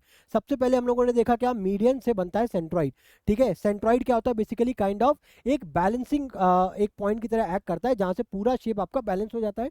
सेंट्रॉइड का काम क्या होता है कि मीडियन को 2:1 के रेशियो में डिवाइड करता है, ठीक है। और मीडियन किसी भी ट्राइंगल को 2 इक्वल हिस्सों में भी बांटता है। ये बात समझ में आ रही थी, इतनी बात थी, ठीक है। जो मीडियन का इंटरसेक्शन पॉइंट होता है उसको सेंट्रॉइड बोलते हैं, ठीक है। उसके बाद हम लोगों ने बात की एंगल बाइसेक्टर। एंगल बाइसेक्टर से 2 सेंटर्स बनते हैं, एक हमको इन सेंटर मिलता है, एक हमको एक्स सेंटर मिलता है, ठीक है। ये बात आ रही समझ में। इन सेंटर का हम लोगों ने फॉर्मूला देखा, एक्स सेंटर का फॉर्मूला देखा। उसके बाद हम लोग आए हैं एल्टीट्यूड पे। एल्टीट्यूड का जो पॉइंट ऑफ इंटरसेक्शन है उससे हमको मिलता है ऑर्थो सेंटर। अब हम लोग नेक्स्ट बात करते हैं सर्कम सेंटर की। सर्कम सेंटर बेसिकली कैसे मिलता है, सर्कम सेंटर हमको मिलता है परपेंडिकुलर बाइसेक्टर से। अच्छा, अभी मैंने आपको वर्ड यूज किया था परपेंडिकुलर। परपेंडिकुलर बोलो या फिर एल्टीट्यूड बोलो, बात एक ही है, बट यहाँ पे वर्ड यूज हो रहा है परपेंडिकुलर बाइसेक्टर। मतलब आप पॉइंट ए से, वर्टेक्स ए से आप लाइन जो परपेंडिकुलर इस तरीके से ड्रॉ कर रहे हो कि वो अपोजिट साइड को क्या कर रही है, बाइसेक्ट कर रही है। अगर वो अपोजिट साइड को बाइसेक्ट भी करेगी तो उसको बोलेंगे परपेंडिकुलर बाइसेक्टर। अगर वो सिर्फ और सिर्फ खाली 90 डिग्री के एंगल बनाएगी तो उस केस में उसको क्या बोलेंगे, परपेंडिकुलर बोलेंगे, ठीक है। तो परपेंडिकुलर बाइसेक्टर और परपेंडिकुलर या फिर एल्टीट्यूड में आई होप ये डिफरेंस आपको समझ में आया होगा। परपेंडिकुलर का डिफरेंशिएशन क्या लिखा है, a line perpendicular to a side passing through its mid point, to a side passing through its mid point, यानी कि ऑपोजिट साइड से मिड पॉइंट पे पास होगी या फिर मिड पॉइंट पे लाई करेगी। सर्कम सेंटर क्या है, इन्हीं परपेंडिकुलर बाइसेक्टर का जो पॉइंट ऑफ इंटरसेक्शन है उसी को अपन क्या बोल देते हैं, उसी को अपन क्या बोल देते हैं, जरा बताना, उसी को क्या बोल देते हैं, इसी को क्या बोल देते हैं अपन, क्या बोलते हैं, सर्कम सेंटर बोलते हैं, ठीक है। इसी को क्या बोल देते हैं, सर्कम सेंटर बोल देते हैं, ठीक है। तो सर्कम सेंटर एक ऐसा सेंटर है जिसकी ट्राइंगल के वर्टाइसेस से पास एक एग्जैक्टली एक सर्कल पास हो जाए, जिनकी ट्राइंगल के वर्टाइसेस से एक सर्कल पास हो जाए, ठीक है। अब इसको क्या, इस सेंटर को क्या बोलोगे अपन, क्या बोलोगे आप, सर्कम सेंटर बोलोगे, ठीक है। तो circum centre is the centre of circum circle passing through all 3 vertices of the triangle, passing through all 3 vertices of a triangle, ठीक है ना। अब देखो, अब इसकी भी लोकेशन वेरी करती है। अगर आपने एक्यूट एंगल ट्राइंगल लिया है, अगर आपने एक्यूट एंगल ट्राइंगल लिया है तो उस केस में जो आपका सर्कम सेंटर है वो कहाँ लाई करेगा, इनसाइड लाई करेगा। अगर उसी तरीके से अगर आप राइट एंगल ट्राइंगल लेते हो तो आपका जो सर्कम सेंटर है वो क्या होगा, आपका मिड पॉइंट ऑफ हाइपोटेन्यूज होगा, क्या होगा, मिड पॉइंट ऑफ हाइपोटेन्यूज होगा। अगर आपने ऑब्ट्यूज एंगल ट्राइंगल लिया है तो उस केस में जो आपका सर्कम सेंटर आएगा वो ट्राइंगल के बाहर लाई करेगा। ये बातें आपको ध्यान रखनी है, ठीक है। तो फिर से एक बार फिर से क्विक रिवीजन, एक बार फिर से क्विक रिवीजन, ठीक है। मीडियन से बनता है सेंट्रॉइड, एंगल बाइसेक्टर से बनता है इन सेंटर और एक्स सेंटर, ठीक है। उसके बाद हम लोगों ने देखा एल्टीट्यूड, एल्टीट्यूड्स का पॉइंट ऑफ इंटरसेक्शन क्या कहलाता है, ऑर्थो सेंटर। परपेंडिकुलर बाइसेक्टर का जो आपका पॉइंट ऑफ इंटरसेक्शन है वो क्या कहलाता है, जाकर के आपका सर्कम सेंटर कहलाता है, ठीक है। तो ये बातें आपको याद रखनी है, ठीक है ना। तो दोनों आपका चाहे सर्कम सेंटर हो और चाहे ऑर्थो सेंटर हो, ठीक है। ऑर्थो सेंटर के केस में जो ऑर्थो सेंटर है वो खाली एक्यूट एंगल ट्राइंगल के केस में अंदर लाई करता है, ठीक है। राइट एंगल के केस हो, ठीक है। अब देखो यहाँ पे क्या था, चाहे राइट एंगल का केस हो, ठीक है, या फिर आपका ऑब्ट्यूज एंगल का केस हो। राइट एंगल के केस में आपका ट्राइंगल पे लाई करता है और ऑब्ट्यूज एंगल के ट्राइंगल में ट्राइंगल के बाहर लाई करता है। उसी तरीके से, ठीक है, अगर आपका और सर्कम सेंटर है तो राइट एंगल के केस में आपका कहाँ पे लाई करेगा, ट्राइंगल के ऊपर, और ऑब्ट्यूज में आपका ट्राइंगल के बाहर। बट डिफरेंस क्या था कि सर्कम सेंटर, ठीक है, राइट एंगल के केस में आपका हाइपोटेन्यूज का मिड पॉइंट होगा, और ऑर्थो सेंटर में क्या होगा कि जो आपका राइट एंगल होगा ना उसमें जस्ट एग्जैक्टली ना वर्टेक्स होगा वही राइट एंगल का, ठीक है, वही आपका क्या हो जाएगा, आपका ऑर्थो सेंटर हो जाएगा, ठीक है। तो आई होप ये जितने भी टाइप्स के सेंटर्स हैं वो आपको बहुत अच्छे तरीके से समझ में आ गए होंगे। तो अब हम लोग स्टार्ट करने जा रहे हैं एरिया ऑफ ट्राइंगल, ठीक है। तो एरिया ऑफ ट्राइंगल में अब देखो, बहुत ध्यान से समझना, ठीक है। इजी कॉन्सेप्ट है, ज़्यादा टाइम नहीं लगेगा, ठीक है, और बहुत अच्छे से समझ भी जाओगे, ठीक है। एरिया ऑफ ट्राइंगल में हमें क्या करना है, मान लेते हैं ये एक ट्राइंगल है, ठीक है। इस ट्राइंगल के वर्टाइसेस हैं ए बी एंड सी, ठीक है। ट्राइंगल ए का जो कोऑर्डिनेट है वो है x1 y1, ट्राइंगल बी का जो कोऑर्डिनेट है वो है x2 y2, ट्राइंगल जो ट्राइंगल में ए वर्टेक्स है उसका कोऑर्डिनेट है x1 y1, बी वर्टेक्स का जो कोऑर्डिनेट है वो है x2 y2, ठीक है। और उसी तरीके से सी वर्टेक्स का जो पॉइंट है वो है आपका x3 y3, ठीक है। अब मुझे फाइंड करना है इसका एरिया ऑफ ट्राइंगल। तो एरिया ऑफ ट्राइंगल फाइंड करने का तरीका क्या है, देखो पहले आप क्या लिखो यहाँ पे x1, ठीक है, x2, x3, देन अगेन आप x1, उसके बाद यहाँ पे y1, y2, y3, then again y1, ठीक है। ऐसे ऐसे आप ना इसको एरोज लगाओ, ऐसे रुको, ठीक है। तो अब हमें इसमें करना क्या है, ठीक है, अब वो बहुत ध्यान से समझना। फॉर्मूला लिखने के लिए क्या लिखना है आपको, half times x1 y2 minus, नीचे जाते हुए क्या करना है आपको, जब नीचे देखो x1 y2 को आपको मल्टीप्लाई करना है, देन उसके बाद आपको माइनस करके ऊपर जाना है, ठीक है। अब उसके बाद क्या करोगे, ऊपर जाते समय आपको क्या करना है, माइनस साइन से मल्टीप्लाई करना है, क्या करना है, माइनस y1 x2। अब फिर से नीचे जा रहे हो तो प्लस साइन के साथ x2 y3, ठीक है, x2 y3, then minus y2 x3, minus y2 x3, ठीक है, then again plus x3 y1 minus y3 x1। तो ये क्या हो गया, ये बेसिकली जो हमारे पास निकल करके आया है इसको बोलते हैं एरिया ऑफ ट्राइंगल का फॉर्मूला, ठीक है। अगर हमारे पास 3 कोऑर्डिनेट्स गिवन है, ठीक है, और अगर हमसे पूछा गया है एरिया ऑफ ट्राइंगल निकालो, तो हम इस फॉर्मूले का यूज करके एरिया ऑफ ट्राइंगल इजीली निकाल सकते हैं, ठीक है। और ये जो एरिया ऑफ ट्राइंगल का कॉन्सेप्ट है ये कोलिनियरिटी में भी बहुत यूजफुल होता है। फॉर एग्जाम्पल अगर हमारे पास कोई 3 कोऑर्डिनेट्स गिवन है, अब पूछा जा रहा है कि इन 3 कोऑर्डिनेट्स का यूज करके बताओ क्या गिवन शेप हमारा ट्राइंगल बनेगा या फिर नहीं। मतलब मान लो कोई हमारे पास 3 कोऑर्डिनेट्स गिवन है, पूछा जा रहा है ये तीनों पॉइंट्स को लीनियर है या फिर नहीं। अगर ये तीनों पॉइंट्स को लीनियर है, अगर ये तीनों पॉइंट्स को लीनियर है, यानी कि इन तीनों में ये क्या होंगे, इन तीनों पॉइंट्स को अगर आप ज्वाइन करोगे तो एक स्ट्रेट लाइन ज्वाइन मिलेगी, है ना, यानी कि इन तीनों के बीच में कोई एरिया नहीं है। और अगर ये तीनों पॉइंट्स को लीनियर नहीं हुए तो इन तीनों पॉइंट्स के बीच में एक एरिया फॉर्म होता हुआ दिखेगा, है ना। तो हम लोग क्या करते हैं बेसिकली, हम लोग सिंपली अगर हमारे पास कोई भी 3 कोऑर्डिनेट्स गिवन होते हैं और हमसे ये पूछा जाता है कि बताओ ये 3 कोऑर्डिनेट्स से क्या है, बेसिकली ये तीनों पॉइंट्स जो हैं आपके, इन तीनों पॉइंट्स के जो कोऑर्डिनेट्स हैं ये कोलिनियर है या फिर नॉन कोलिनियर है, तो उसके लिए हम सिंपल एरिया ऑफ ट्राइंगल लगा करके, है ना, इस फॉर्मूले का यूज करते हैं, ठीक है। अब इस फॉर्मूले का यूज करके अगर हमारे पास एरिया ऑफ ट्राइंगल 0 आ जाता है, अगर हमारे पास एरिया ऑफ ट्राइंगल 0 आ जाता है, इसका मतलब क्या है कि वो तीनों पॉइंट्स क्या है, कोलिनियर है। सिंपल सी बात है ना भाई, अगर कोई स्ट्रेट लाइन है तो उसके बीच में एरिया आप कहाँ से निकालोगे। अगर उनके बीच का, अगर आपने तीनों कोऑर्डिनेट्स को इस फॉर्मूले में इंप्लीमेंट किया और अगर आपके पास कोई एक एरिया की स्पेसिफिक वैल्यू आ रही है, इसका मतलब वो तीनों पॉइंट्स या फिर जो भी आपके 3 पॉइंट्स गिवन है वो आपके नॉन कोलिनियर पॉइंट्स है, ठीक है। तो ये आई होप आपको समझ में आ गया होगा, ठीक है। एक छोटा सा इंट्रोडक्शन था, मैंने सोचा इस पॉइंट को भी ऐड कर लेते हैं, ठीक है, हेल्पफुल होगा आपके लिए। अब इसके बाद लास्ट टॉपिक पे मूव ऑन कर रहे हैं, जिसको अब हम लोग नाम दे रहे हैं क्या, स्लोप के डिफरेंट फॉर्म है, ठीक है, 2 पॉइंट स्लोप इंटरसेप्ट फॉर्म, ठीक है, हम लोग वो भी आगे डिस्कस करेंगे। बट उससे पहले डिस्कस कर लेते हैं स्लोप आखिरकार होता क्या है। स्लोप मैथमेटिक्स में यूज होने वाला एक ऐसा टर्म है जो हमें ये बताता है कि कोई भी लाइन कितनी ज़्यादा स्टीप है।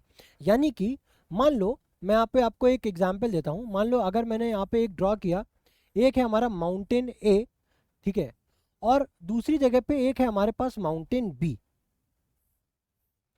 अब अगर मैं आपसे बोलूं कि आपको ना इन दोनों माउंटेन्स के टॉप पे आपको पहुंचना है, ठीक है, तो अब ये बताओ इन दोनों माउंटेन्स के टॉप पे पहुंचने के लिए आपको किसमें ज़्यादा प्रॉब्लम होगी।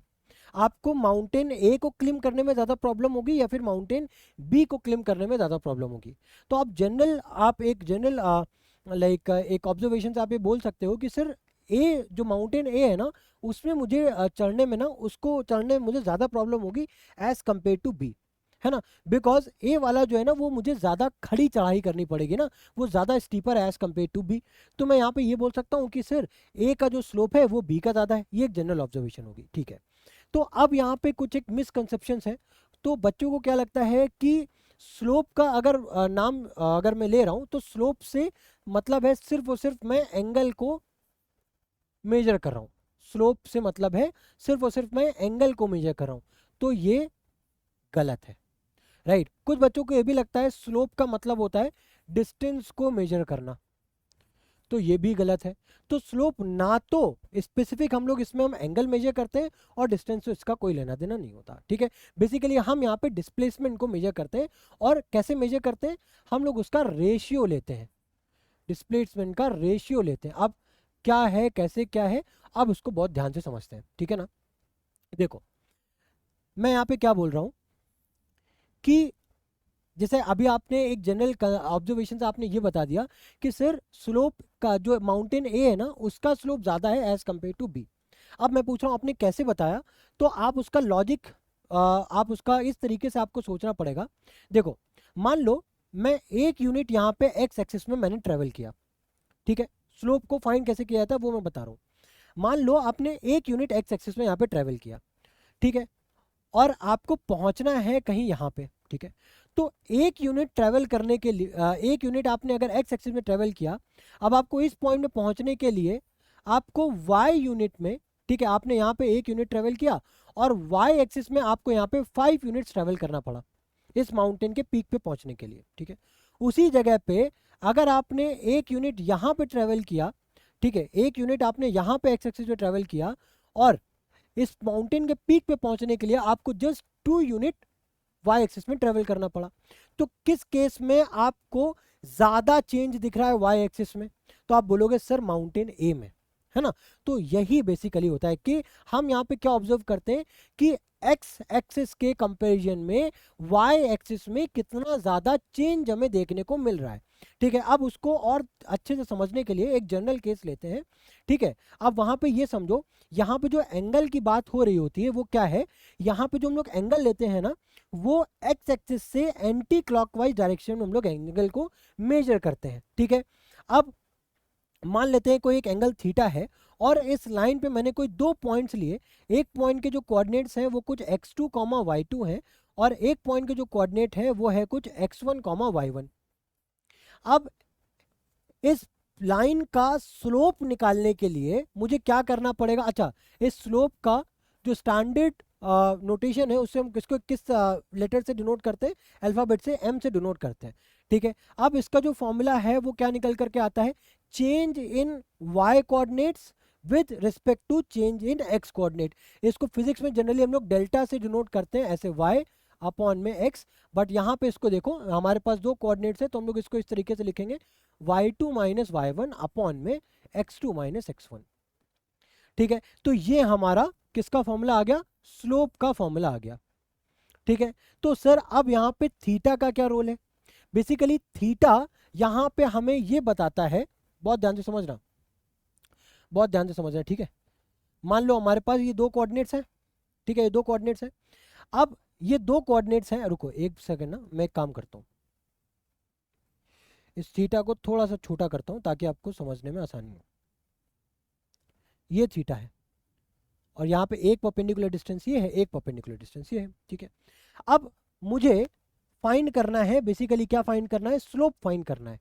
तो स्लोप हम डायरेक्टली यहाँ पे एंगल से नहीं, स्लोप यहाँ पे हम लोग किससे फाइंड करते हैं, tan थीटा के टर्म्स में फाइंड करते हैं, ठीक है। Y tan theta, because tan theta ही एक ट्रिग्नोमेट्रिक ऐसा फंक्शन है जो कि हमें परपेंडिकुलर और बेस के बीच में रिलेशन फाइंड करके देता है, स्टैब्लिश करके देता है।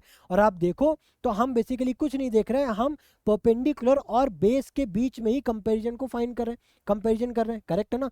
तो इसी वजह से हम लोग यहाँ पे m इक्वल्स टू क्या लिख देते हैं, m is further equivalent to tan theta, m is further equivalent to tan theta, और यही किसके बराबर है आपका y2 माइनस y1 अपॉन में x2 माइनस x1 के। ये आपका पूरी तरीके से आपका ये डिफाइंड हो गया कि स्लोप क्या होता है। अब अगर यहाँ पे मान लो इन केस अगर आपको ये थीटा निकालना है, ठीक है, अगर आपको इन केस ये थीटा निकालना है तो आप कैसे फाइंड करोगे, कैसे फाइंड करोगे, अगर आपको एग्जैक्टली थीटा फाइंड करना है तो थीटा फाइंड करने के लिए आप tan को उधर भेजोगे तो ये हो जाएगा tan inverse y2 minus y1 upon में x2 माइनस x1, ठीक है साहब, ठीक है। अब अगर आपको डायरेक्टली tan थीटा की वैल्यू अगर फाइंड करनी है, राइट, अगर आपको डायरेक्टली tan थीटा की, मैंने क्या बोला कि अगर आपको डायरेक्टली एंगल की वैल्यू फाइंड करनी है तो आप इस फॉर्मूला का यूज करोगे।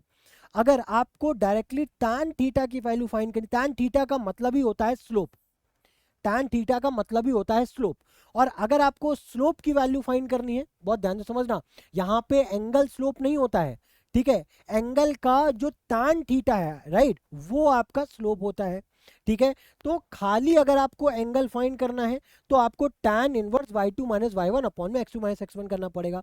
बट अगर आपको स्लोप निकालना है, या फिर आप ये भी बोल सकते हो आपको tan थीटा निकालना है, उस केस में आप सिर्फ और सिर्फ y कोऑर्डिनेट्स का डिफरेंस और x कोऑर्डिनेट्स के डिफरेंस के बीच का रेशियो ले लोगे, आपको स्लोप निकल करके आ जाएगा। आई होप ये बात आपको समझ में आ गई होगी, ठीक है। अब देखो, ये जो स्लोप है, ये x एक्सिस का जो स्लोप है वो ऑलवेज जीरो होता है, x एक्सिस का जो स्लोप है वो ऑलवेज जीरो होता है। x एक्सिस या फिर हॉरिजॉन्टल लाइन, उन दोनों ही केसेस में आपका जो स्लोप है वो जीरो होता है। तो यहां से हमें ये समझ में आया है कि सर कोई भी हॉरिजॉन्टल लाइन है उसका स्लोप ऑलवेज जीरो, बिकॉज भाई यहाँ पे अगर कोई भी हॉरिजॉन्टल लाइन लेते हो तो वहां पे आपको परपेंडिकुलर डिस्टेंस तो मिल ही नहीं रही है, राइट, तो उस केस में हमारा स्लोप जीरो हो रहा है। अब अगर y एक्सिस की बात करो तो y एक्सिस के केस में ध्यान से समझना, y एक्सिस के केस में आपको x कोऑर्डिनेट तो कोई मिल ही नहीं रहा है। देखो एक चीज ध्यान से समझना, अब मैंने क्या बताया, स्लोप क्या होता है, चेंज इन y, मैंने क्या बोला, change in y upon change in x होता है, करेक्ट है ना, करेक्ट है। अब यहाँ पे अगर एक मैं लाइन ले रहा हूं, मान लो एक मैं लाइन ले रहा हूं, एक पॉइंट है, राइट, एक पॉइंट है आपका A, दूसरा पॉइंट है B, एक पॉइंट के कोऑर्डिनेट है x1 y1, दूसरे पॉइंट के कोऑर्डिनेट है x2 y2। अब अगर आप देखोगे तो x1 से x2 तो आप जा पा रहे हो, बट क्या y1 से y2 में चेंज आपको दिख रहा है, तो y1 से y2 में कोई चेंज ही नहीं है, तो जीरो बाय समथिंग क्या हो जाता है, zero, that's why horizontal line का जो स्लोप है वो में जीरो मिलता है। अब अगर आप वर्टिकल लाइन की बात करो, अगर आप वर्टिकल लाइन या फिर आप y एक्सिस की बात करो, तो यहाँ पे अगर आप कोई भी दो पॉइंट्स लोगे, कोई भी दो पॉइंट्स लोगे, तो उस केस में मान लो एक का कोऑर्डिनेट है कुछ x1 y1, दूसरे का कोऑर्डिनेट है कोई x2 y2, ठीक है। अब अगर आप चेंज इन y और चेंज इन x को देखोगे, ठीक है, तो अब यहाँ पे आप क्या देख पा रहे हो कि आपको y कोऑर्डिनेट में तो चेंज दिख रहा है, ठीक है, y कोऑर्डिनेट में तो आपको चेंज दिख रहा है, बट x कोऑर्डिनेट में जो चेंज है वो जीरो है, और समथिंग बाय जीरो क्या हो जाता है, अनडिफाइंड। तो इस केस में हमारा, दैट्स वाई वर्टिकल लाइन जो होती है उस केस में हमारा जो स्लोप है वो क्या हो जाता है, नॉट डिफाइंड हो जाता है। आई होप ये बात आपको समझ में आ रही होगी, ठीक है। अब ये देखो लास्ट पॉइंट क्या लिखा है, if two non vertical lines are parallel its slopes are equal, यानी कि कोई भी दो पैरेलल लाइन, अगर हमारे पास कोई भी दो पैरेलल लाइंस है, ठीक है, पैरेलल लाइंस का मतलब क्या है, उन दोनों का एंगल सेम होगा, ठीक है, तो कोई भी दो पैरेलल लाइंस का स्लोप ऑलवेज इक्वल होता है, कोई भी दो पैरेलल लाइंस का स्लोप ऑलवेज इक्वल होता है, ठीक है, ये बात आपको समझनी पड़ेगी। अब अगर ये चीज आपको समझ में आ गई है तो आपको स्लोप के बारे में आई होप मैंने ना आपको ओवरऑल आइडिया दे दिया है, और इतना इंफॉर्मेशन आपके लिए मोर देन इनफ है, ठीक है। अब हम लोग नेक्स्ट मूव करते हैं। अब मैं आपको ये यहाँ पे एक डेरिवेशन है छोटा सा, यहाँ पे मैं आपको ये प्रूव करूंगा, ठीक है, कि किसी भी दो परपेंडिकुलर लाइंस का जो स्लोप है वो आपका क्या होता है, -1 होता है, यानी कि product of two perpendicular lines, right, product of the slope of, right, the product of two perpendicular line slope is 1, -1। अब कैसे इसको प्रूव करना है वो ध्यान से समझो। मान लो ये एक x एक्सिस है, ये एक y एक्सिस है, ठीक है। अब मेरे पास कोई एक मेरे पास ना कोई दो लाइंस है, एक लाइन मान लो ये है और एक लाइन ये है, ठीक है, और ये दोनों लाइंस कुछ ऐसे बनाओ, है ना, अप परपेंडिकुलर दिख रही है, अरे अप परपेंडिकुलर, हाँ, तो ये दोनों लाइंस आपस में परपेंडिकुलर है, एक m1 है और एक m2 है, ठीक है, एक m1 है एक m2 है, ठीक है साहब। मान लेते हैं जो m1 है ये x एक्सिस से एंटी क्लॉकवाइज डायरेक्शन में कुछ θ1 एंगल बना रही है, ठीक है साहब। अब m2 लाइन का स्लोप कैसे हम लोग डिफाइन करेंगे, वो भी भाई x एक्सिस से एंटी क्लॉकवाइज डायरेक्शन में जो एंगल बनाएगी उसी को तो स्लोप, उसी को तो कंसीडर करते हैं ना, वही एंगल तो होता है जो कंसीडर करते हैं हम लोग tan के साथ, तो वो मान लेते हैं हम लोग θ2 है, ठीक है। अब हम लोगों ने ज्योमेट्री में एक प्रॉपर्टी पढ़ी थी कि जो एक्सटर्नल एंगल होता है ना ट्रायंगल का, मान लो अगर ये 1 है, ठीक है, तो ये बराबर होता है आपका इंटरनल ऑपोजिट जो आपका इंटरनल एंगल्स होते हैं उनके सम के बराबर। तो यानी कि एंगल 1 जो है वो एंगल 2 प्लस एंगल 3 के बराबर होता है। ये बात समझ में आ रही है? अब तो यहाँ पे इसी प्रॉपर्टी का यूज करके क्या मैं ये बोल सकता हूँ दैट थीटा टू जो है वो 90 प्लस ऑफ थीटा 1 के बराबर है। इतनी बात समझ में आ रही है? ठीक है, अब अगर ये बात आपको समझ में आ रही है, बहुत ध्यान से समझना, ठीक है, बहुत ध्यान से। मुझे क्या फाइंड करना है? मुझे स्लोप फाइंड करना है। स्लोप खाली थीटा नहीं होता, स्लोप उसका tan थीटा होता है। क्या? tan theta. तो अगर मैं दोनों तरफ tan ले लूं तो ये हो जाएगा tan थीटा 2 बराबर tan 90 प्लस थीटा 1। ठीक है, tan 90 प्लस थीटा 1। अब देखो यहाँ पे आप लोगों ने हो सकता है क्लास 10th में कॉम्प्लीमेंट्री और सप्लीमेंट्री एंगल्स आप लोगों ने नहीं पढ़े, बट मैं आपको यहाँ पे बता दूं। ठीक है, यहाँ पे आपको ये चीज़ ध्यान में रखनी है। नेक्स्ट चैप्टर हम लोग ट्रिग्नोमेट्री पढ़ेंगे, वहाँ पे मैं इस चीज़ को आपको और अच्छे से क्लैरिफाई कर दूंगा। tan 90 प्लस थीटा जो है, tan 90 प्लस थीटा जो है ऑलवेज माइनस का cot थीटा 1 ही होता है। ये आपको याद रखना है। ठीक है, अभी क्योंकि मैंने नहीं पढ़ा है तो मैं आपको बोल रहा हूँ कि आप ये पॉइंट एज इट इज आप अपने दिमाग में बैठा लो। ठीक है, tan 90 प्लस थीटा 1 हो जाता है cot थीटा 1, और ये किसके बराबर हो जाएगा? tan थीटा 2 के। अच्छा, जो cot है वो tan का रेसिप्रोकल होता है, तो क्या मैं यहाँ पे 1 अपॉन tan थीटा 1 लिख सकता हूँ? ये बराबर हो गया tan थीटा 2 के। ठीक है, अब इस tan थीटा 1 को अगर मैं इधर मल्टीप्लाई कर दूं, मल्टीप्लाई विद tan थीटा 2, ये किसके बराबर हो गया? -1। tan थीटा ही क्या होता है? स्लोप होता है। तो tan थीटा 1 को क्या मैं m1 लिख सकता हूँ, और tan थीटा 2 को क्या मैं m2 लिख सकता हूँ? ये प्रोडक्ट ही किसके बराबर आ गया? -1 के बराबर हो गया। और यहाँ से हमें ये प्रूव हो गया कि कोई भी दो परपेंडिकुलर लाइंस का जो स्लोप होता है उनका प्रोडक्ट हमेशा -1 के बराबर होगा। आई होप ये आपको प्रूव ईजी था, आई होप आपको अच्छे समझ में भी आया होगा। ठीक है, अब मूव ऑन करते हैं जरा नेक्स्ट क्वेश्चन पे। अब यहाँ पे क्या है? Slope point form. Slope point form क्या है? बेसिकली मान लो अगर हमारे पास कुछ इस तरीके की कंडीशन है जहां पे हमें एक लाइन गिवन है, उस लाइन का स्लोप गिवन है, उस लाइन का क्या गिवन है? हमारे पास स्लोप गिवन है। ठीक है, स्लोप गिवन है, और इस लाइन पे हमारे पास एक पॉइंट गिवन है। क्या क्या गिवन है? एक स्लोप गिवन है और एक पॉइंट गिवन है। राइट, क्या क्या गिवन है? एक स्लोप गिवन है, एक पॉइंट गिवन है। राइट, तो उसी को क्या बोल देंगे अपन? Slope point form. क्या बोल देंगे? स्लोप पॉइंट फॉर्म बोल देते हैं। ठीक है, देखो तो उस केस में जो हमारी इक्वेशन आती है वो क्या आती है डियर? वो आती है हमारे पास y minus Y one equals to M X minus X one. ठीक है, ये जो x1 y1 है ये हमारे जो पॉइंट्स हैं जो कि हमें गिवन है, और m क्या है? यहाँ पे स्लोप है। ठीक है, तो इस तरीके से कुछ हम स्लोप पॉइंट फॉर्म को रिप्रेजेंट करते हैं।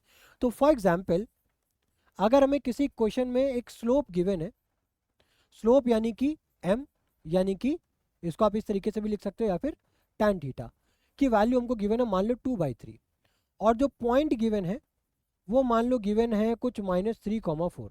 अब हमसे पूछ रहा है कि भाई मुझे ना इन गिवन इंफॉर्मेशन की हेल्प से ना मुझे स्लोप पॉइंट फॉर्म के इक्वेशन फ्रेम करके दो। ठीक है, तो मुझे पता है कि भाई इक्वेशन तो ये होती है। ठीक है, कोऑर्डिनेट्स मुझे ये गिवन है, तो y माइनस y1 का कोऑर्डिनेट क्या है आपका? माइनस ये 4 हो गया, तो y minus 4 equals to m की वैल्यू गिवन है 2/3। ठीक है, x माइनस माइनस क्या हो जाएगा? प्लस, ये हो गया आपका। अब इसको आप रीअरेंज करो जरा, तो ये क्या हो जाएगा आपका? 3y माइनस ऑफ 12 बराबर में 2x प्लस ऑफ 6। ठीक है, अब ये क्या हो जाएगा? 3y उधर जाएगा, प्लस 6 इधर आएगा, तो प्लस 6 इधर आएगा, क्या हो जाएगा? माइनस का 18, और इधर हो गया 2x माइनस ऑफ 3y। ठीक है, तो यानी कि जो हमारे पास स्लोप पॉइंट फॉर्म आई है वो क्या है? 2x minus 3y equals to minus of 18। ये आपको याद रखना है। ठीक है, ये बात आई होप अच्छे समझ में आई होगी। इसको बोलते हैं स्लोप पॉइंट फॉर्म। ठीक है, अब नेक्स्ट मूव ऑन करते हैं, देखते हैं क्या है। नेक्स्ट है हमारे पास 2 पॉइंट फॉर्म। नेक्स्ट क्या है? 2 पॉइंट फॉर्म। अभी 2 पॉइंट फॉर्म क्या है इसको ध्यान से समझो। 2 पॉइंट फॉर्म क्या है? 2 पॉइंट फॉर्म में क्या है? हमें स्लोप गिवन नहीं होगी, हमें किसी लाइन के दो कोऑर्डिनेट्स गिवन होंगे। क्या गिवन होंगे? दो कोऑर्डिनेट्स। मान लो एक कोऑर्डिनेट गिवन है x1 कॉमा y1 और दूसरा कोऑर्डिनेट गिवन है x2 कॉमा y2, और हम हमेशा एक जनरल कोऑर्डिनेट लेते हैं जो कि है x कॉमा y। जैसे कि पिछले केस में जैसे एक पॉइंट है, ये पॉइंट के जो कोऑर्डिनेट है वो कुछ x1 कॉमा y1 थे, और यहाँ पे भी हम लोगों ने एक पॉइंट एज्यूम किया था x कॉमा y। ठीक है, तो हमारे पास ये क्वेश्चन आई थी। अब इस केस में हमारे पास ये दो कोऑर्डिनेट्स गिवन है, राइट। तो अब हम इस केस में 2 पॉइंट फॉर्म के केस में हम इक्वेशन कैसे फॉर्म करते हैं, क्या लिखेंगे, y माइनस y1। ठीक है, अब यहाँ पे क्या लिखते थे, m।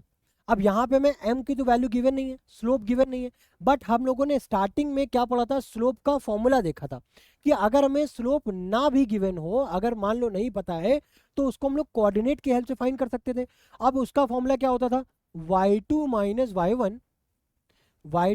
y1 अपॉन में x2 माइनस x1, और उसके बाद हमारे पास, अब देखो 2 पॉइंट फॉर्म और स्लोप पॉइंट फॉर्म एक ही है, बस यहाँ पे हमको ना क्या नहीं गिवन है, ये पॉइंट, ये m की वैल्यू नहीं गिवन है, m की वैल्यू नहीं गिवन है ना। तो अब उस m को ही निकालने के लिए हम लोगों ने यहाँ पे उस फॉर्मूले को इंप्लीमेंट कर दिया, बस x माइनस x1, बस। अब हमें कुछ नहीं करना है। अब मान लो हमारे पास अगेन, राइट, हम मान लेते हैं कि यहाँ पे स्लोप ना गिवन हो करके हमारे पास एक कोई पॉइंट गिवन है 2,3 और दूसरा कोई पॉइंट गिवन है 3,-4। ठीक है, ये हमारे पास दो पॉइंट गिवन है। अब मुझे इन दोनों पॉइंट्स की हेल्प से मुझे क्या फ्रेम करनी, इक्वेशन फ्रेम करनी है। ठीक है साहब, एक को मैंने मान लिया x1 y1 और एक को मैंने मान लिया x2 y2।